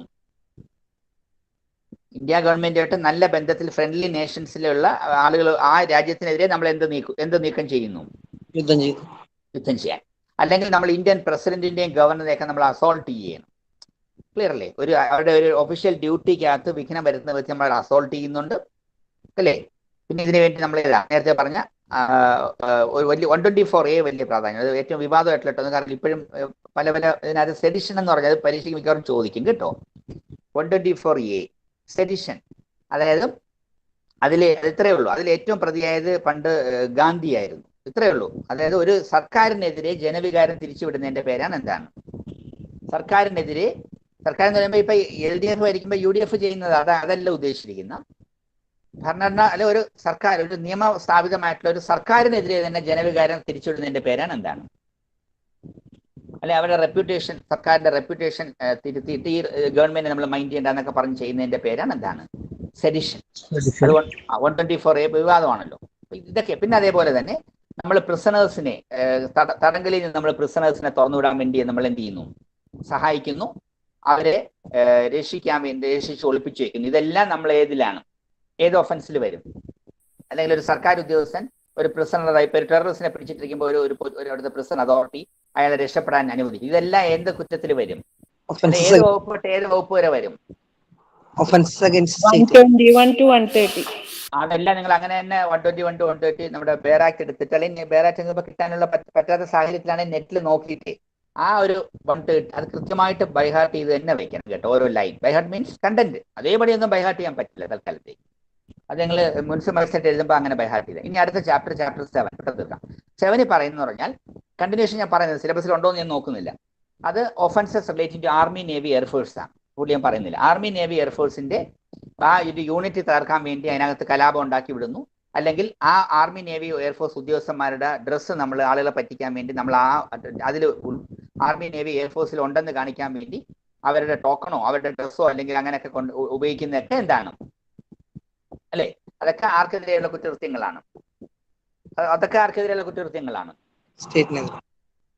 സ്റ്റേറ്റ് അല്ല, ഒഫൻസ് അഗൈൻസ്റ്റ് ആർമി നേവി. അടുത്ത ചാപ്റ്റർ ആണ് കേട്ടോ. ചാപ്റ്റർ 7 ആണ് ഞാൻ ഈ പറഞ്ഞത്. അത് നമ്മളവിടെ 130 വരെ പറഞ്ഞു തന്നില്ലേ ആദ്യത്തേല്? ഇത് 131 to 140 വരെയാണ് ഇപ്പൊ പറയുന്നത് കേട്ടോ. ഡൗട്ട് ആരായിരുന്നു ഞാനത് കേൾക്കാനില്ല. ആരാ പറഞ്ഞതിപ്പം? ഒഫൻസ് അഗൈൻസ്റ്റ് സ്റ്റേറ്റ് നമ്മൾ തുടങ്ങിയ ഏത് വകുപ്പിലാ? 121 തൊട്ട് എവിടെ തീർന്നു? 130. ഇത് അടുത്ത ചാപ്റ്റർ കൂടെ ഞാൻ പറഞ്ഞു തരാം. ഇങ്ങനെ ചാപ്റ്റർ വൈസ് പഠിക്കാൻ വേണ്ടി പറയാം. അടുത്തൊരു ചാപ്റ്റർ ആയിട്ട് മെക്കോളെ കൊടുത്തിരിക്കുന്ന ആർമി നേവി എയർഫോഴ്സുമായിട്ട് ബന്ധപ്പെട്ട കുറ്റകൃത്യം. അത് 131 തൊട്ട് 140 വരെയാണ് കേട്ടോ. അത് കൂടുതൽ ഞാൻ പറയുന്നില്ല. അത് ഇത്രയേ ഉള്ളൂ. ആർമി നേവി എയർഫോഴ്സിനെ ഒറ്റക്കെട്ടായിട്ട് നിൽക്കുന്നവരെ നമ്മൾ പോയി അതിനകത്ത് അന്തഛിദ്രമൊക്കെ ഉണ്ടാക്കി മ്യൂട്ടണി ഉണ്ടാക്കുന്നു, അവരെ തമ്മിൽ അടിപ്പിക്കുന്നു, അല്ലെങ്കിൽ അവിടെ നിന്ന് മുങ്ങി വരുന്നവരെ നമ്മൾ അഭയം കൊടുക്കുന്നു, അല്ലെങ്കിൽ അവരുടെ നമ്മൾ അവരുടെ ഡ്രസ്സോ ടോക്കണോ ഒക്കെ വെച്ച് അനുകരിക്കുന്നു, സിനിമയിലും നാടകത്തിലും അല്ലാതെ. ഓക്കെ. ഇനി അടുത്തത് അപ്പൊ 140 വരെയായി. അടുത്ത ചാപ്റ്റർ നിങ്ങളുടെ സിലബസിൽ ഉള്ളതാണ് പബ്ലിക് പീസിനും ട്രാങ്ക്വിലിറ്റിക്കും എതിരെയുള്ള കുറ്റകൃത്യങ്ങൾ. ഓക്കെ. അത് നല്ലൊരു ചാപ്റ്ററാണ്. അതായത് നമ്മൾ പബ്ലിക് ശാന്തി, നമ്മൾ പൊതു ശാന്തിയും സമാധാനവും തീർക്കാൻ പോയാൽ അതിൽ നമ്മൾ മെയിനായിട്ട് നമ്മൾ നോക്കുന്നത് മെയിനായിട്ടുള്ള 3-4 ഉണ്ട്. ഒന്ന് അൺലോഫുൾ അസംബ്ലി, വേറൊന്ന് റയറ്റ്, വേറൊന്ന് ജാതിയെ മതത്തിന്റെ ഭാഷയുടെ പേരിൽ ജനങ്ങളെ തമ്മിൽ അടിപ്പിക്കുന്നു, വേറൊന്ന് അഫ്രൈ. ഓക്കെ. ഇത്തരത്തിൽ മെയിനായിട്ട് നിങ്ങൾ അറിയേണ്ട ഈ കാര്യങ്ങൾ പറഞ്ഞു. എന്തൊക്കെയാണ്? അടുത്ത ചാപ്റ്റർ 8 വന്നു. അപ്പൊ അവിടെ നമ്മൾ എന്താ ഹെഡ് എന്താണ്? പബ്ലിക് ട്രാങ്ക്വിലിറ്റി, അതായത് പൊതു സമാധാനത്തിന് തകർക്കാൻ പോയാൽ നമ്മൾ. അപ്പൊ അതുമായിട്ട് ബന്ധപ്പെട്ട് 141 to 160 വരെ കൊടുത്തിട്ടുണ്ട്. ഏതാ? 141 1 തൊട്ട് 160 വരെ കൊടുത്തിട്ടുണ്ട്. അതിൽ ആദ്യത്തെ ഒന്ന് നമ്മൾ പറഞ്ഞ ബേസ് ഒരുപാട് നമ്മൾ ഇത്രയും പറഞ്ഞു. ഒന്ന് എന്താണ് അൺലോഫുൾ അസംബ്ലി എന്ന് പറഞ്ഞാൽ ശ്രദ്ധിച്ചോളൂ, 5 അതിലധികം ആളുകൾ ആ വകുപ്പിൽ പറഞ്ഞിരിക്കുന്ന 5 കാര്യങ്ങൾക്ക് വേണ്ടി ഒത്തുകൂടിയാൽ അവരാരായി. കൂടുതൽ ഞാൻ പറഞ്ഞത് ബൈ ഹാർട്ട് ചെയ്താൽ മതി. അപ്പൊ അതിന്റെ ഡെഫിനിഷൻ ഇങ്ങനെ പഠിക്കേണ്ടത്. എത്ര പേര് വേണം? അസംബ്ലിയിൽ പ്രതിയാണ് മിനിമം എത്ര പേര് വേണം? 5. തീർന്നില്ല. അവരുടെയൊക്കെ കോമൺ ഓബ്ജക്റ്റ് എന്നുള്ള വാക്കാണ്. കോമൺ ഓബ്ജക്റ്റ് ആ 141 വകുപ്പ് പറഞ്ഞിരിക്കുന്ന 5-ൽ ഏതെങ്കിലും ഒന്നാവണം. അപ്പൊ ഡെഫിനേഷൻ മനസ്സിലായല്ലോ എന്താ ഉദ്ദേശിച്ചു പറഞ്ഞു. എന്താ എത്ര പേര് വേണം? 5 having common object. 5 പേരെ ഒത്തുകൂടിയിട്ട് കാര്യമില്ല. 5 പേരെ ഒത്തുകൂടി അവരുടെ കോമൺ ഇന്റൻഷൻ എന്നല്ല പറയാം, അവരുടെ കോമൺ ഓബ്ജക്റ്റ് എന്നുള്ള വാക്കാണ്. അത് ഏത് തന്നെ ആയിരിക്കണം. ഈ വകുപ്പിൽ തന്നെ പറഞ്ഞിരിക്കുന്ന 5 കാര്യങ്ങൾക്ക് വേണ്ടി ഏതെങ്കിലും ഒരു കാര്യത്തിന് വേണ്ടിയായിരിക്കണം. അപ്പൊ നിങ്ങളുടെ പഠിക്കേണ്ട ഏതാണെന്ന് മനസ്സിലായല്ലോ അല്ലേ? 140 എടുത്ത് നല്ലോണം വായിച്ചു നോക്കിയിട്ട് അതിൽ 5 കാര്യങ്ങൾ പറയുന്നുണ്ട്. അത്രയേ ഉള്ളൂ. സർക്കാർ ഉദ്യോഗസ്ഥരെ തടയാൻ ഇപ്പൊ കളക്ടറെ വഴി തടയുക, എക്സാമ്പിൾ അതൊക്കെയാണ് പറയുന്നത്. ഓക്കെ, അപ്പൊ ആ 5 പേരും വേണം. ആ വകുപ്പിൽ പറയുന്ന 5 കാര്യങ്ങളിൽ ഏതെങ്കിലും ആയിരിക്കും അവരുടെ കോമൺ Object. 34 നമ്മൾ ഉപയോഗിച്ച വാക്ക് ഏതാ? Common intention. അപ്പൊ അതിന്റെ ഒരു വ്യത്യാസം ഇത്രയും. കോമൺ ഇന്റൻഷൻ എന്നുള്ള വകുപ്പ് 30 കാര്യമെങ്കിൽ അവിടെ എത്ര പേര് വേണ്ട? 5 പേര് വേണ്ട. 2 മതി. മിനിമം എത്ര പേര് മതി? 2. മനസ്സിലായല്ലേ? പക്ഷെ ഇവിടെ എത്ര പേര് വേണം? 5. കാരണം ഇവിടെ ഈ കോമൺ ഓബ്ജക്റ്റ് എന്നുള്ള ആ ഒരു ഏരിയ വരുന്നത് ഏതിനെ ചുറ്റിപ്പറ്റിയാണ് കൊടുത്തിരിക്കുന്നത്? ഏത് ഒഫൻസിന് വേണ്ടിയാണ് കൊടുത്തിരിക്കുന്നത്? അൺലോഫുൾ അസംബ്ലി എന്നുള്ള പർട്ടിക്കുലർ ഒഫൻസിന് വേണ്ടി. പക്ഷേ മറ്റേ 34 അങ്ങനെയല്ല. 34 ഏത് ഒഫൻസിനും നമുക്ക് ഇടാവുന്നതാണ്. ഏത് 34? ആ വ്യത്യാസം ക്ലിയർ അല്ലേ? ചില ചോദിച്ചിട്ടുണ്ട് what is the difference between common object and common intention. മനസ്സിലായല്ലോ? ഓക്കെ, അപ്പൊ അതാണ് ഒരു കുറ്റം. ഇനി അപ്പൊ അത് ചെയ്യുന്നത് കുറ്റമാണ്, അതിൽ മെമ്പർ ആവുന്ന കുറ്റമാണ്. ഓക്കെ, ഇനി ഈ അൺലോഫുൾ അസംബ്ലി വയലന്റ് ആകുമ്പോൾ കുറ്റത്തിന്റെ പേര് മാറും. എന്തായി വിളിക്കണം? ഇതേ കുറ്റം എന്തായി മാറും? റൈറ്റിംഗ്. അപ്പൊ അൺലോഫുൾ അസംബ്ലി ബന്ധവും വ്യത്യാസവും മനസ്സിലായല്ലോ? ഒത്തുചേർന്ന് നിന്നാൽ നമ്മൾ എപ്പോഴും അറസ്റ്റ് ചെയ്ത് നീക്കം ചെയ്താൽ നമ്മൾ ഏതിലെ പ്രതിയാവുള്ളൂ? നമ്മൾ അൺലോഫുൾ അസംബ്ലിയിൽ. യെസ്. പക്ഷേ നമ്മൾ കളക്ടറുടെ വണ്ടിയിൽ കല്ലെറിഞ്ഞെന്ന് വിചാരിക്കും. എറിഞ്ഞാൽ എന്തായി മാറി? റൈറ്റിംഗ്. അപ്പൊ ഇതിന്റെ ശിക്ഷ കൂടുന്നത് ഏതിനായിരിക്കും? സ്വാഭാവികമായിട്ട്. യെസ്. ഓക്കെ, പിന്നെ അതിനകത്ത് കുറെ നമ്മുടെ വകുപ്പുകൾ കൂടുന്നത് എന്താണെന്ന് ചോദിച്ചാൽ വിത്ത് ഡെഡ്ലി വെപ്പൺ പലതും കൊടുത്തിട്ടുണ്ട്. റൈറ്റിൽ നമ്മൾ എന്താണ് ഡെഡ്ലി വെപ്പൺ ഉപയോഗിച്ചാൽ കുറച്ചും കൂടെ ഗ്രേവ് വരും. കുറച്ച് കാര്യങ്ങളുണ്ട്. പിന്നെ നമ്മൾ ഇതേപോലെ തന്നെ അടുത്തൊരു കുറ്റം ഞാൻ പറഞ്ഞ എന്താണ്? അൺലോഫുൾ അസംബ്ലിക്ക് ആളുകളെ കൊണ്ട് എത്തിക്കുന്നു അല്ലേ? അൺലോഫുൾ അസംബ്ലിക്ക് ആളുകളെ ഹയർ ചെയ്യുന്നു, അവിടെ എത്തിക്കുന്നു. ഇതെല്ലാം കുറ്റമാണ്. തീർന്നില്ല. മതമോ ജാതിയോ ഭാഷയോ വെച്ചിട്ട് നമ്മൾ എന്ത് ചെയ്യുന്നു? ആരെ തമ്മിലടിപ്പിക്കുന്നു? ആരെ തമ്മിലടിപ്പിക്കുന്നു? മനുഷ്യരെ, ജനങ്ങളെ. നമ്മളിവിടെ ഇടയ്ക്ക് തമിഴ്നാട്ടിലെ വെള്ളത്തിന്റെ ഒക്കെ കിട്ടാത്ത സമയത്ത് നമ്മൾ തമിഴന്മാരുടെ വണ്ടിയെ കത്തിച്ച് കുറച്ച് ഇഷ്യൂസ് ഉണ്ടാക്കിയിട്ടുണ്ട്. ഓക്കെ, പോട്ടെ. അപ്പൊ അതൊക്കെ ഏതിൽ വരുമെന്ന് മനസ്സിലായില്ലേ? അപ്പൊ ജാതിയോ മതത്തിന്റെയൊക്കെ പേരിൽ, നമ്മൾ ലാംഗ്വേജിന്റെ ഒക്കെ പേരിൽ നമ്മൾ ജനങ്ങളുടെ ഇടയ്ക്ക് എന്താണ് എനിമിറ്റി ജനറേറ്റ് ചെയ്താലും നമ്മൾ ഈ വകുപ്പുകളിൽ 153A പ്രകാരമൊക്കെ ഈ ചാപ്റ്ററിലുള്ള കുറ്റകൃത്യമാണ് ചെയ്തിരിക്കുന്നത്. തീർന്നില്ല. നമ്മൾ ഡ്രില്ലൊക്കെ ഇല്ലേ? ഡ്രില്ലൊക്കെ നടത്തുമ്പോൾ ആയുധങ്ങളുമായിട്ട് ഡ്രില്ല് നടത്തുന്നത് നിരോധിച്ചിട്ടുണ്ട്. പിന്നെ അതേപോലെ നമ്മുടെ നാഷണൽ ഇന്റഗ്രേഷൻ തകർക്കുന്ന വിധത്തിലുള്ള നമ്മൾ പ്രസംഗിക്കുകയും മറ്റു കാര്യങ്ങൾ ചെയ്യുന്നുണ്ട്. അവിടെ നേരത്തെ ഞാൻ പറഞ്ഞില്ലേ, ഒരു അൺലോഫുൾ അസംബ്ലി ഹെൽഡ് ചെയ്ത ലാൻഡിന്റെ ഓണർ പോലും ആരാവും? അതിനകത്ത് ആരാവും? യെസ്. അതേപോലെ അൺലോഫുൾ അസംബ്ലിയിൽ പാർട്ടിസിപ്പേറ്റ് ചെയ്തവരെ നമ്മൾ ഹാർബർ ചെയ്യുന്നതും വലിയ കുറ്റമാണ്, ഒളിപ്പിച്ചു വയ്ക്കുന്ന കുറ്റമാണ്. ഇനി ഒന്നും കൂടെ ഉണ്ട്, അഫ്രെ. പറഞ്ഞപ്പോൾ ഇതാണ് ഏതിനെപ്പറ്റി? Unlawful assembly right. ഇനി അഫ്രെ എന്ന് പറയുമ്പോൾ 2 അതിലധികം ആളുകൾ പബ്ലിക് പ്ലേസിൽ കിടന്ന് തമ്മിലടിക്കുന്നതിന്റെ പേരാണ് എന്താണ്? അഫ്രെ. അപ്പൊ ഇതാണ് രണ്ടും. അപ്പൊ വ്യത്യാസം ചോദിച്ചിട്ടുണ്ട്. റൈറ്റും അഫ്രയും തമ്മിലുള്ള വ്യത്യാസം ചോദിച്ചാൽ നിങ്ങൾ എഴുതേണ്ട എന്താണ്? രണ്ടും പബ്ലിക് ട്രാങ്ക്വിലിറ്റിക്ക് എതിരെയുള്ള കുറ്റകൃത്യങ്ങളാണെങ്കിലും ഇതിന്റെ വ്യത്യാസം എന്താ പറയുന്നത്? അൺലോഫുൾ അസംബ്ലിയിലോ റൈറ്റിലോ മിനിമം എത്ര പേര് വേണം? 5 പേര്. തമ്മിലടിക്കുന്ന 2 പേരല്ലേ ഉള്ളൂ. ഇതാണ് ഫസ്റ്റ് വ്യത്യാസം. അടുത്ത വ്യത്യാസം, അൺലോഫുൾ അസംബ്ലിയിലുള്ള മെമ്പേഴ്സ് തമ്മിലടിച്ചിട്ടില്ല അല്ലേ? തമ്മിലടിച്ചിട്ടില്ലല്ലോ. പക്ഷെ അഫ്രയില് പ്രതികൾ തമ്മിൽ എന്താണ്? അഫ്രയിൽ അറസ്റ്റ് ചെയ്യുമ്പോൾ പ്രതികൾ തമ്മിൽ, അപ്പൊ അക്യൂസ്ഡുകൾ തമ്മിലടി വരുന്നതാണ് അവിടെ പ്രൂവ് ചെയ്യേണ്ടത്. മനസ്സിലായില്ലേ? പിന്നെ ശിക്ഷ ഇതിൽ കുറവ് ഏതിനായിരിക്കും? നാച്ചുറലി കുറവ് ഏതിനായിരിക്കും? അഫ്രൈ. ഓക്കെ, ഇത്രയാണ് വ്യത്യാസം. ക്ലിയർ ആണല്ലോ ഇല്ലേ? അടുത്ത ചാപ്റ്ററിനോട് പെട്ടെന്ന് പറഞ്ഞു തീർക്കാൻ ഒരു ലാസ്റ്റ് ടോപ്പിക്. ഇനി അടുത്ത വേറൊരു chapter 9 offences relating to public servants എന്ന് പറഞ്ഞു കൊടുത്തിട്ടുണ്ട്. ഓക്കെ, അത് നിങ്ങളുടെ സിലബസിൽ ഇല്ലെന്ന് തോന്നി, ഞാൻ പക്ഷേ ജസ്റ്റ് പറഞ്ഞുതരാം. ചാപ്റ്ററിൽ അതിനകത്ത് മെയിനായിട്ട് ഏറ്റവും കൂടുതൽ പബ്ലിക് സർവൻസുമായിട്ട് ബന്ധപ്പെട്ട കുറ്റകൃത്യം കറപ്ഷൻ അല്ലേ? അതല്ലേ ഇപ്പൊ പബ്ലിക് സർവൻസ് എന്ന് നിങ്ങൾ അതും കൂടെ പഠിച്ചു, നിങ്ങൾ അത് പറയാൻ വിട്ടു. സെക്ഷൻ 21 പബ്ലിക് സർവൻറ്റിന്റെ ഡെഫിനിഷനും കൂടെ ഒന്ന് ബൈഹാർട്ട് ചെയ്ത് നോക്കണം കേട്ടോ.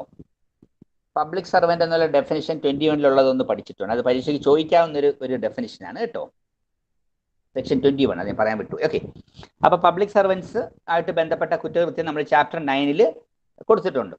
അതിൽ 161 തൊട്ട് 171 വരെ കൊടുത്തിട്ട്, പക്ഷെ അതിനകത്ത് ഏറ്റവും വലിയ കുറ്റം കറപ്ഷൻ അല്ലായിരുന്നു അല്ലേ? കൈക്കൂലിയൊക്കെ വാങ്ങിക്കുന്നതല്ലേ ഏറ്റവും വലിയ കുറ്റം? അത് നമ്മുടെ ഇന്ത്യൻ പീനൽ കോഡ് വന്ന സമയത്ത് മെക്കോളെ അതിനെ 161 തൊട്ട് 161, 162, 163 കൊടുത്തിരുന്നു. പക്ഷെ അതെല്ലാം IPC വെച്ച് ഇന്ത്യയിൽ കറപ്ഷൻ തടയാൻ പറ്റില്ല എന്ന് തിരിച്ചറിഞ്ഞ parliament 1988 prevention of corruption act പാസ്സാക്കിയിട്ട് മെക്കോളയുടെ IPCയുടെ കുറെ വ്യവസ്ഥകൾ റിപ്പീൽ ചെയ്തിട്ട് പുതിയൊരു ആക്ട് കൊണ്ടുവന്നു. അപ്പൊ ഇപ്പൊ പബ്ലിക് സർവൻസിന്റെ കറപ്ഷനൊക്കെ ഡീൽ ചെയ്യുന്ന ഏത് വെച്ചിട്ടാ? IPCയിലെ പണ്ട് വ്യവസ്ഥ ഉള്ളതിനെയൊക്കെ എടുത്ത് അവന്റെ റിപ്പീൽ ചെയ്ത് കളഞ്ഞു എന്നും കൂടെ പറഞ്ഞുതരാം കേട്ടോ. ഓക്കെ, അപ്പോൾ അതാണ് നമ്മൾ അവിടെ ഓർക്കേണ്ടത്. പിന്നെ നമ്മൾ അതിനകത്ത് കുറേ ഉണ്ട്. ഒരു പബ്ലിക് സർവൻ്റ് ആയിട്ട് നമ്മൾ ആൾമാറാട്ടം നടത്തുന്നു, അല്ലെങ്കിൽ ഒരു പബ്ലിക് സർവൻ്റ് സർക്കാർ അറിയാതെ സർക്കാരിൻ്റെ പ്രോപ്പർട്ടിയുടെ ലേലം വിളിക്കുന്നതൊക്കെ കൊള്ളുന്നു, ഇതൊക്കെ ഇതിൽ വരും. ഓക്കെ, ഇനി ഇതിന് ശേഷം ചാപ്റ്റർ 9 ശേഷം 9A ചേർത്തു.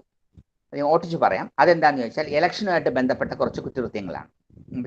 ചാപ്റ്ററിനകത്ത് സെക്ഷൻ 171A തൊട്ട് I വരെ കുറച്ച് കുറ്റകൃത്യങ്ങൾ ചേർത്തു. അതെല്ലാം എന്തിനു വേണ്ടിയാ? എന്തുമായിട്ട് ബന്ധപ്പെട്ടതാ? ഇലക്ഷൻ. അത് വേറൊന്നുമില്ല.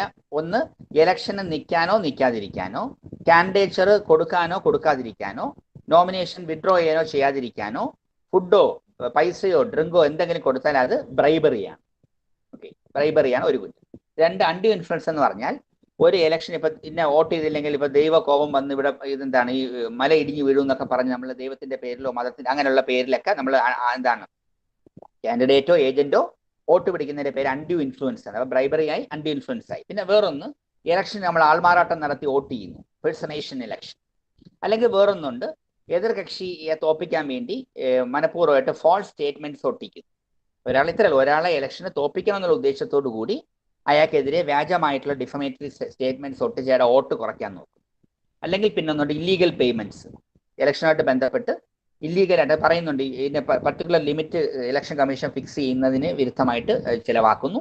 പിന്നെ ഒന്നും കൂടെ ഉണ്ട്, ഇലക്ഷന് ചിലവായ അക്കൗണ്ട് മെയിൻറ്റെയിൻ ചെയ്യാൻ അവർ വിസമ്മതിക്കുന്നു. ഇതൊക്കെയാണ് ഇലക്ഷനുമായിട്ട് ബന്ധപ്പെട്ട കുറ്റകൃത്യങ്ങൾ. ഇതിലൊക്കെ പ്രതിയാവുന്നത് ആരാന്ന് മനസ്സിലായില്ലേ? ആൾമാറാട്ടം നടത്തുന്നതിൽ നമുക്ക് പ്രതിയാവും, പക്ഷെ ബാക്കി പ്രതിയാവുന്നത് ആരാണ്? കാൻഡിഡേറ്റ് ആണ് കേട്ടോ. അപ്പൊ ഇതിൽ ശിക്ഷിച്ച ആ കാൻഡിഡേറ്റിനെ പിന്നെ ഇലക്ഷനൊക്കെ ഡീബാർ ചെയ്യും. അത് നിങ്ങൾ ഇലക്ഷൻ ലോ പറ്റി പഠിക്കുമ്പോൾ പഠിച്ചോളും. ഓക്കെ, ഇനി അടുത്ത ചാപ്റ്റർ 10. ചാപ്റ്റർ 10 വീണ്ടും നമ്മൾ ഒരു എന്താണ് പബ്ലിക് സർവൻസിന്റെ അവർക്ക് അധികാരത്തിന് നമ്മൾ വെല്ലുവിളിക്കുന്നതിന് അവിടെ കൊടുത്തിരിക്കുന്നത്. അതിൽ ഏറ്റവും നല്ല എക്സാമ്പിൾ, പോലീസ് ഓഫീസർ നമ്മൾ ഒരു മൊഴിയെടുക്കാൻ വിളിച്ചിട്ട് നമ്മൾ ചെല്ലാതിരിക്കുന്നു, അല്ലെ പോലീസ് ഉദ്യോഗസ്ഥനെ നമ്മൾ തടയും. പോലീസ് ഉദ്യോഗസ്ഥന് മാത്രമല്ല, സർക്കാർ ഉദ്യോഗസ്ഥന്മാരെ നമ്മൾ എന്ത് ചെയ്യുന്നു?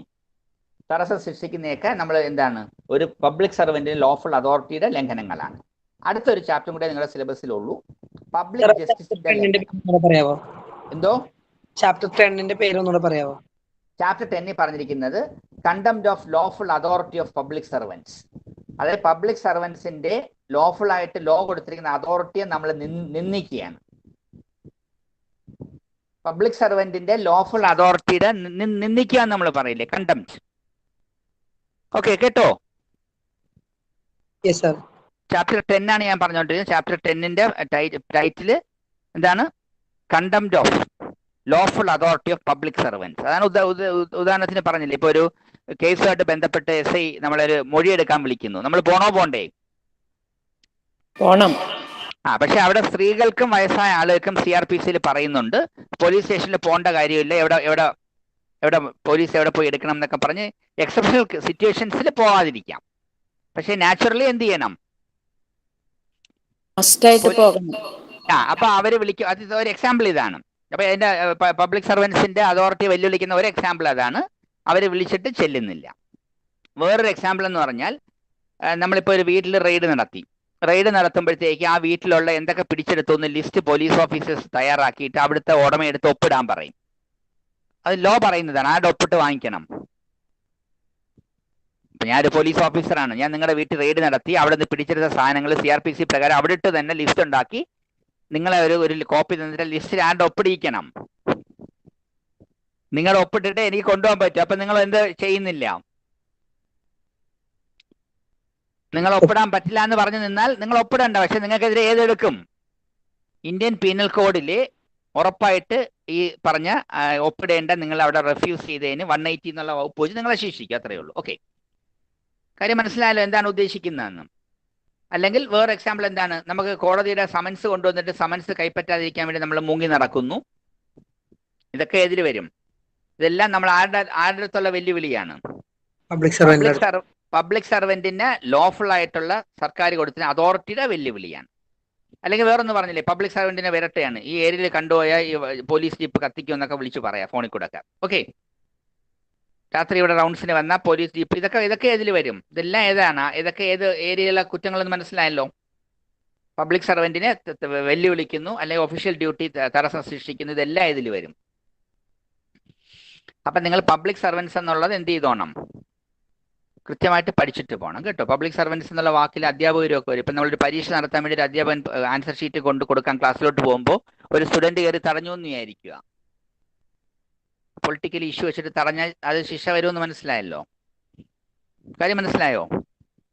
പരീക്ഷാ ഹാളിലേക്ക് എക്സാം കറക്റ്റ് സമയത്ത് നടത്താൻ വേണ്ടി എക്സാമിന്റെ ക്വസ്റ്റ്യൻ പേപ്പറുമായിട്ട് പോകുമ്പോൾ കുട്ടികൾ തടഞ്ഞാൽ അത് മനസ്സിലായി. ഇതൊക്കെ ഞാൻ പറഞ്ഞു എന്നുള്ളതേ ഉള്ളൂ. ഓർക്കാനുള്ള എക്സാമ്പിൾ ഇതൊക്കെ പറഞ്ഞില്ലേ, നേരത്തെ പറഞ്ഞില്ലേ, എല്ലാത്തിനും മെക്കോളയ്ക്ക് ഉത്തരവുണ്ടെന്ന് പറഞ്ഞില്ലേ. ഓക്കെ, ഇനി അടുത്ത ലാസ്റ്റ് ഏരിയയാണ് പബ്ലിക് ജസ്റ്റിസിനെതിരെയോ അല്ലെങ്കിൽ നമ്മൾ ഫോൾസ് എവിഡൻസ് കൊടുക്കുന്നതിനെ പറ്റി ഒരു പ്രത്യേക ചാപ്റ്റർ തന്നെ ഉണ്ട്. ചാപ്റ്റർ 11 ആണ് ലാസ്റ്റ് നിങ്ങൾ കൊടുത്തിരിക്കുന്നത്.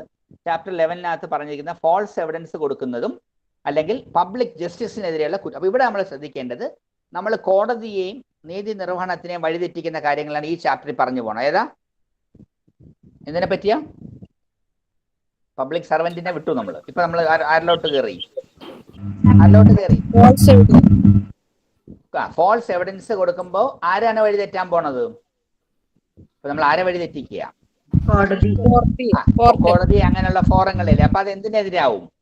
പബ്ലിക് ജസ്റ്റിസിനെതിരെയല്ലേ. അവിടെയാണ് നമ്മൾ കുറെ കുറ്റങ്ങൾ, അത് ലാസ്റ്റ് യൂണിറ്റ് ആണ്. അതിൽ നിങ്ങൾ മെയിൻ ആയിട്ട് പഠിക്കുന്ന ഗിവിംഗ് ഫോൾസ് എവിഡൻസ്, അത് വാക്കി തന്നെ ഉണ്ട്. ഗിവിംഗ് അതായത് ഒരു കള്ളമാണെന്ന് അറിഞ്ഞിട്ടും പോയി കോടതിയിലൊക്കെ പോയി മൊഴി കൊടുക്കുകയാണ്. ഞാൻ കണ്ടിട്ടില്ല, പക്ഷെ ഞാൻ കയറി കോടതിയിൽ പറയും ഞാൻ അവിടെ ഉണ്ടാകും, ഞാൻ കണ്ടു. അപ്പൊ ഇത് ഫോൾസ് എവിഡൻസ് കൊടുക്കുന്നതിന് ഒരു കുറ്റം 191 പറയുന്നത്.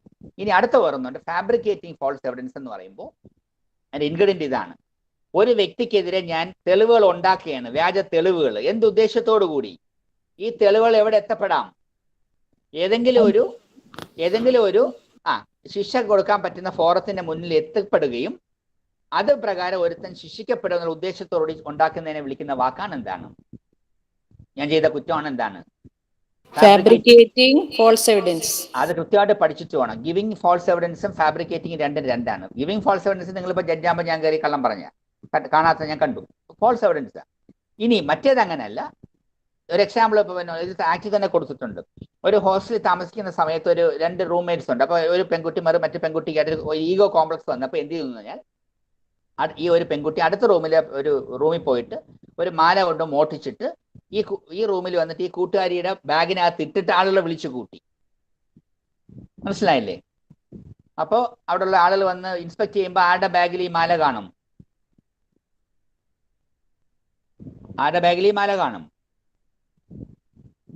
ഓക്കെ, അപ്പൊ ആ കുട്ടി ചെയ്ത കുറ്റം എന്താണെന്ന് മനസ്സിലായല്ലേ? ആ കുട്ടിക്ക് എന്തറിയാം?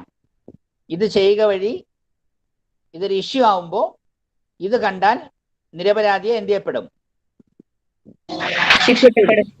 അപ്പൊ ഏതാണ് ഫാബ്രിക്കേറ്റിംഗ് ഫോൾസ് എവിഡൻസ്. അപ്പൊ രണ്ടും നമ്മൾ വ്യത്യാസം മനസ്സിലായി. അപ്പൊ എക്സാമ്പിൾ ക്ലിയർ അല്ലേ? ഇതിലുള്ള ഒരു എക്സാമ്പിൾ ആണ് ഗിവിംഗ് ഫോൾസ് എവിഡൻസ്. വേറൊന്ന് ഏതാ? Fabricating false evidence. പിന്നെ അതിനകത്ത് തന്നെ എടുത്തു പറയുന്നുണ്ട്, ഒരു വലിയ ക്യാപിറ്റൽ സെന്റൻസിന് ശിക്ഷ കൊടുക്കാൻ വേണ്ടി നമ്മൾ എന്തുണ്ടാക്കുന്നു?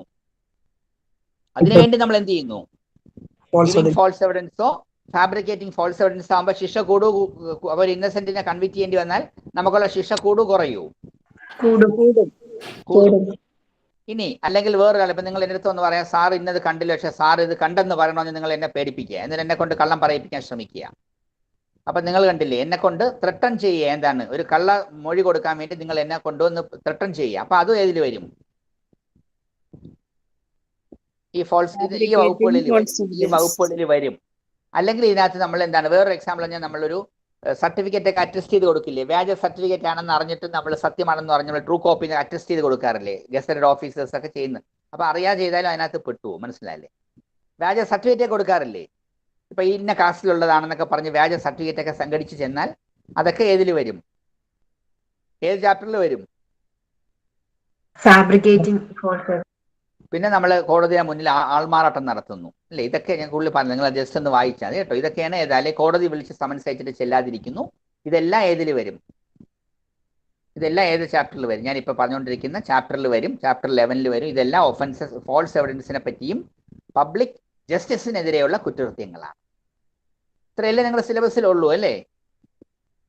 ഇനി സിലബസിലുള്ള എങ്കിലും പറയാതെ വിട്ടുപോയിട്ടുണ്ടെങ്കിൽ പെട്ടെന്ന് ഓർമ്മിപ്പിക്കും, ഞാൻ പറഞ്ഞുതരാം. പേപ്പർ 1 എനിക്ക് നബീൽ അയച്ചു തന്നത് ഇത്ര ഏരിയയാണ്, ഞാൻ പെട്ടെന്നൊന്ന് സ്ക്രോൾ ചെയ്ത് നോക്കിയതാണ്. ഉണ്ടോ? ഡൗട്ട് ഉണ്ടെങ്കിൽ ചോദിച്ചിട്ട് പോയി. എനിക്ക് അടുത്ത ക്ലാസ്സിൽ ലോ കോളേജിൽ ട്രിവാൻഡ്രത്ത് എടുക്കാനുണ്ട്, അടുത്ത അവറുണ്ട്. പെട്ടെന്ന് ചോദിച്ചോളൂ കേട്ടോ. ഡൗട്ട് ഉണ്ട്. ചോദിച്ചോ. ജോയിന്റ് ലയബിലിറ്റിയിൽ ഇപ്പൊ റീസെന്റ് ആയിട്ട് വരുന്ന കേസസിലൊക്കെ എന്താ പറഞ്ഞതെന്ന് വെച്ചാല് ഒരു 3-4 പേരുള്ളപ്പോഴാണല്ലോ ജോയിന്റ് ലയബിലിറ്റി വരിക. അതെ അതെ. അപ്പോ അതിൽ ഒരാള് ചെയ്യുന്ന ഇൻഡിപെൻഡന്റ് ആക്ഷൻസിന് ബാക്കിയുള്ളവരെ ലയബിൾ ആക്കണ്ടെന്ന് ഒരു 2013 കേസിൽ കണ്ടിരുന്നു. അതെന്താണെന്നറിയാം മോളെ, അവിടെ കോമൺ ഇന്റൻഷൻ പ്രൂവ് ചെയ്യാൻ പറ്റാത്തത് കൊണ്ടാണ്. ഓക്കെ. ആ പോസ്റ്റ് മാസ്റ്റർ മർഡർ കേസിൽ വന്നത് ഇത്രയേ ഉള്ളൂ, ഏത് വിധേനയും ഇത്രയേ ഉള്ളൂ, എങ്ങനെയും പൈസയും കൊണ്ടേ വരൂ എന്നാണ് നമ്മൾ തീരുമാനിച്ചിരിക്കുന്നത്. ഇപ്പൊ നമ്മൾ 10 പേരെന്ന് ചോദിച്ചു, മോളും ഞാനും ഒക്കെ കൂടെ തീരുമാനിച്ചിരിക്കുന്നത് എന്താണ്? അറ്റ് എനി കോസ്റ്റ് എന്ത് ചെയ്യും? അറ്റ് എനി കോസ്റ്റ് നമ്മൾ പൈസയും കൊണ്ടേ വരൂ. അപ്പൊ നമ്മൾ എന്തിനു റെഡിയാണ്? ആരെങ്കിലും തടഞ്ഞാൽ നമ്മൾ അവനെ തീർത്തിട്ടല്ലേ കൊണ്ടുവരൂ, അല്ലെ? അങ്ങനല്ലേ? അതെ. അപ്പൊ അതാണ് മോൾ പറഞ്ഞത് ശരി. അപ്പൊ അവിടെ കോമൺ ഇന്റൻഷൻ എന്നുള്ള ഇൻഗ്രീഡിയൻസ് പൂർണ്ണമായിട്ട് വരാത്തതിലാണ് ഈ വ്യക്തികളെ. ഇപ്പൊ നമ്മൾ ഒരു കാര്യത്തിന് പ്ലാൻ ചെയ്ത് നമ്മൾ 3 പേരോടി പോയി, പക്ഷെ നമ്മൾ ഈ പ്ലാൻ ചെയ്യാത്ത ഒരു കാര്യം ഇടയ്ക്ക് കയറി ആര് ചെയ്തു? ഒരാൾ മാത്രം ചെയ്തു, അയാൾ ഗണ്ണ് കൊണ്ട് എന്തെങ്കിലും ചെയ്തിട്ട്. യെസ്. അപ്പൊ അങ്ങനെയുള്ള കേസിലാ കോടതി എന്ത് പറയുന്നത്? അവരെ ബാക്കിയുള്ളവരെ അതിലാക്കാൻ പറ്റില്ല. യെസ്, ക്ലിയർ അല്ലേ? അപ്പൊ അവിടെ അതിന്റെ ആ ഒരു ഫാക്ട്സ് വെച്ചിട്ടാണ് നമ്മളെ അത് മാറുന്ന ഡിസിഷൻ കേട്ടോ. അപ്പൊ ഇതൊക്കെ എന്താണ്, whether there is common intention or not is proved and it is based on the facts and circumstances of a particular case. ആ കേസിന്റെ പർട്ടിക്കുലർ സിറ്റുവേഷൻ വെച്ചിട്ടാണ് ഇത് എന്ത് നോക്കുന്നത്. അതിനൊരു എക്സാമ്പിളാണ് ഞാൻ ഈ പറഞ്ഞത്. ഏത് വിധേനയും പൈസയും കൊണ്ടേ വരുള്ളൂ എന്ന് പറഞ്ഞ് 4 പേര് പോകും. അപ്പൊ അവരെ ഏത് വിധേനയെന്ന് പറയുമ്പോൾ അവരെന്തിനു റെഡിയാ? എല്ലാത്തിനും ചെയ്യാനും എന്ത് വേണേലും ചെയ്യാൻ റെഡിയാ. അപ്പൊ അതിലൊരുത്തം കയറി കൊന്നു. ആ കൊന്നതും എന്തിനു വേണ്ടിയാണ്? പൈസക്ക് വേണ്ടിട്ട്. യെസ്. ഓക്കെ. ഇനി അടുത്ത ഡൗട്ട് എന്താ സർ? ഇപ്പോ നമ്മൾ പറയില്ലേ, ഇപ്പോ certain instances are there where only injured party can initiate proceedings. For example first ഒക്കെ നമുക്ക് പറയായിരുന്നു 497 ഉണ്ടായിരുന്നു, പിന്നെ ഡിഫമേഷൻ എന്നൊക്കെ പറയായിരുന്നു. അതെ, നമ്മുടെ CRPC പറയുന്നുണ്ട് ചില ഒഫൻസുകൾ കോടതി എടുക്കണമെങ്കിൽ, കോഗ്നിസൻസ് എടുക്കണമെങ്കിൽ the complaint must be made by എന്ന് പറഞ്ഞിട്ട് കുറച്ച് കൊടുത്തിട്ടുണ്ട്. കറക്റ്റാ നമ്മൾ പറഞ്ഞത് ശരി. അത് CRPC-ലാ പറയുന്നത്. CRPC-ലാണ്, IPC-ൽ വരുന്നില്ല. അത് CRPC-ക്കകത്താണ് പറഞ്ഞിരിക്കുന്നത്. ഇന്ന ഒഫൻസുകൾക്ക് CRPC-ലാ പറഞ്ഞത്. CRPC-ക്കകത്താണ് അത് പറഞ്ഞു പോണത്. ഇന്ന കോടതി ഇന്ന കംപ്ലൈന്റ് എടുക്കണമെങ്കിൽ only if the complaint is given by the husband. അല്ലെങ്കിൽ ചിലതിനകത്ത് പറയുന്നുണ്ട് അത് എടുക്കുന്നതിന് മുമ്പ് അത് സർക്കാർ ഉദ്യോഗസ്ഥനെതിരെയാണ് കേസ് കോടതി എടുക്കണമെങ്കിൽ. അതെല്ലാം പ്രൊസീഡറൽ ആസ്പെക്റ്റാണ്. ഈ നമ്മുടെ IPC-ക്കകത്ത് പറഞ്ഞു പോണ എല്ലാം സബ്സ്റ്റാൻറ്റീവ് ലോ ആണ് കേട്ടോ. ഇന്നത് ചെയ്താൽ ഇന്നതാണ് കുറ്റമെന്നും ഇന്നതാണ് ശിക്ഷ എന്ന് പറയുന്ന സബ്സ്റ്റാൻറ്റീവ് ലോ. ഇതിന്റെ പ്രൊസീഡറൽ ആസ്പെക്ട് പറയുന്ന ഒരു ബേസിക് ലോ ആണ് CRPC. ഇപ്പൊ CRPC ആണ് പറഞ്ഞിരിക്കുന്നത് ഇന്ന കുറ്റങ്ങളുടെ കുറ്റച്ചാർത്ത് വന്നാൽ കോടതി എടുക്കണമെങ്കിൽ അത് ആരുടെ അപേക്ഷമേലായിരിക്കണം?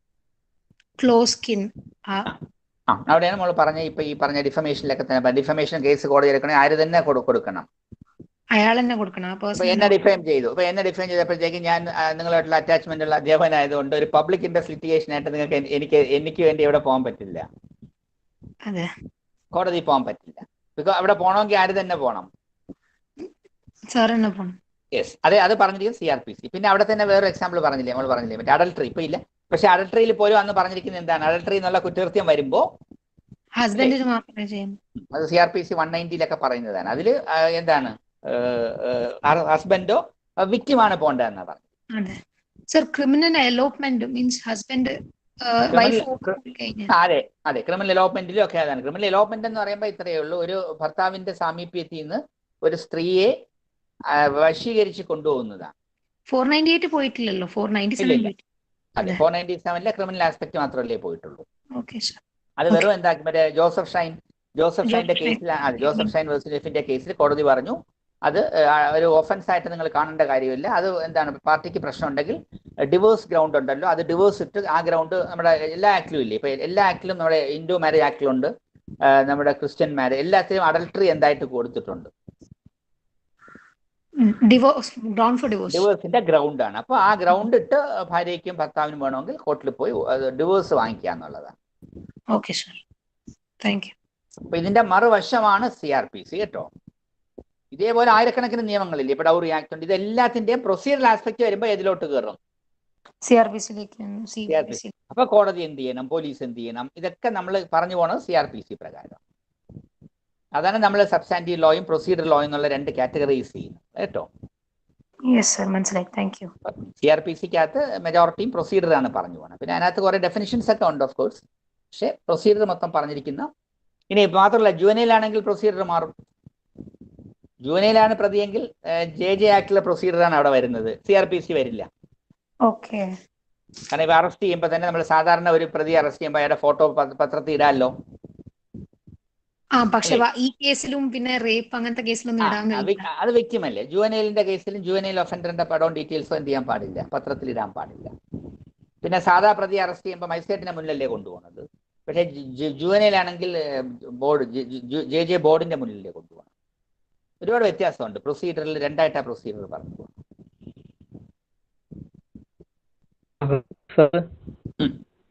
പറഞ്ഞു ഒരു കേസിൽ അക്യൂസ് 50% എന്ന് പറഞ്ഞ് കണ്ടിരുന്നു. അതായത് ഇപ്പൊ 4 പേര് മോഷണത്തിന് പോയി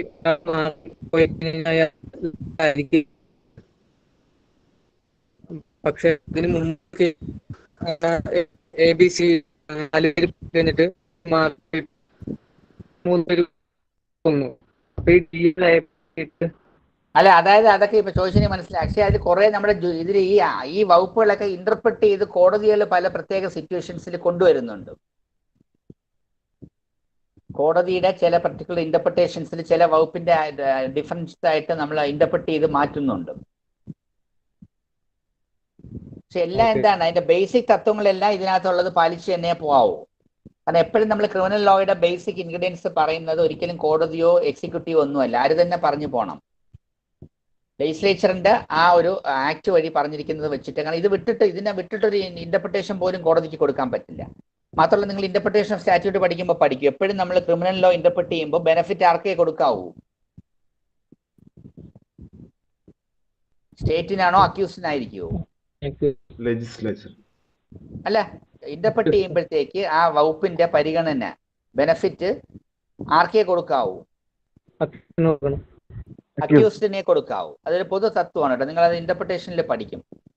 ഇന്റർപ്രിട്ടേഷൻ ഓഫ് പീനൽ സ്റ്റാറ്റ്യൂട്ട്സിൽ എപ്പോഴും കോടതി ഒരു വകുപ്പ് ഇന്റർപ്രിറ്റ് ചെയ്യുമ്പോൾ എന്തേ ചെയ്യാവൂ? അത് ആർക്ക് അനുകൂലമായിട്ടേ ഇന്റർപ്രിറ്റ് ചെയ്യാവൂ? രണ്ട് പോയിന്റ് ആണ് കേട്ടോ വിവേക്. ഒന്ന്, ലെജിസ്ലേച്ചർ പറഞ്ഞിരിക്കുന്ന ലോ വെച്ചിട്ടേ ക്രൈം കേസ് ഡീൽ ചെയ്യാൻ പറ്റുള്ളൂ. ആ വകുപ്പ് ഇന്റർപ്രിറ്റ് ചെയ്യുമ്പോൾ അതിന് എന്തെങ്കിലും ഒരു രണ്ട് വിധത്തിലുള്ള ഇന്റർപ്രിട്ടേഷൻ, ഒന്ന് പ്രതിക്കെതിരെ നിൽക്കുന്ന ഇന്റർപ്രിട്ടേഷനും ഉണ്ട്, പ്രതിക്ക് അനുകൂലമായിട്ട് ഇന്റർപ്രിട്ടേഷൻ വന്നാൽ ഏതേ കൊടുക്കാവൂ. സാധാരണ കോടതി എന്തേ ചെയ്യുള്ളൂ?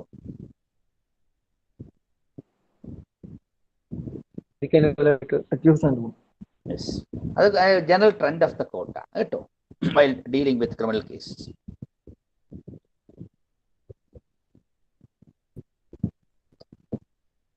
ഓക്കെ എങ്കിൽ നിങ്ങൾ പൊയ്ക്കോളൂ. All the best. ഓക്കെ, അടുത്ത ക്ലാസ് ഉണ്ട്, അവരുണ്ട് അടുത്ത class. Class. Thank you, sir. Thank you. Thank you, sir. Thank you, bye sir. Bye. All the Thank you, best. sir. Thank you, മാർക്കിന് sir. എഴുതു കേട്ടോ. All the best. All the best. Thank you, sir. Okay, all the best Aravind. All the best. Thank you, sir. Bye bye Aravind. Full മാർക്കിന് എഴുതണേ കേട്ടോ. കുറെ ഇല്ലസ്ട്രേഷൻസും കൂടെ ഒക്കെ എഴുതിക്കോ കേട്ടോ. എസ് എ കിട്ടോ ബിനീഷ. കുറെ ഇല്ലസ്ട്രേഷൻസും കൂടെ നിങ്ങൾ ആഡ് ചെയ്ത് എഴുതണേ ഇതിനകത്ത്. എ ബി എന്നൊക്കെ പറഞ്ഞിട്ട് കേട്ടോ. ഓക്കെ, എ ബി എന്നൊക്കെ പറഞ്ഞിട്ട് ശേഷം അപ്പിക്കുള്ളൂ കേട്ടോ. All the best. കുറെ ഇല്ലസ്ട്രേഷൻസും കൂടെ നിങ്ങൾ ആഡ് ചെയ്ത് എഴുതണേ. എ ബി എന്നൊക്കെ പറഞ്ഞ് XYZ എന്നൊക്കെ പറഞ്ഞ് എഴുതിയാൽ മതി. Yes, bye bye. Okay Thank you, sir. Okay, bye bye. വയ്ക്കുള്ളൂ, എനിക്ക് ക്ലാസ് ഉണ്ടല്ലേ, ഞാൻ കുറച്ചും കൂടെ സമയം സ്പെൻഡ് ചെയ്യാൻ. എനിക്ക് ലോ കോളേജിൽ വേണ്ടത് ക്ലാസ് ഉണ്ട്.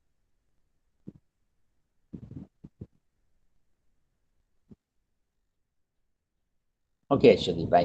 All the best.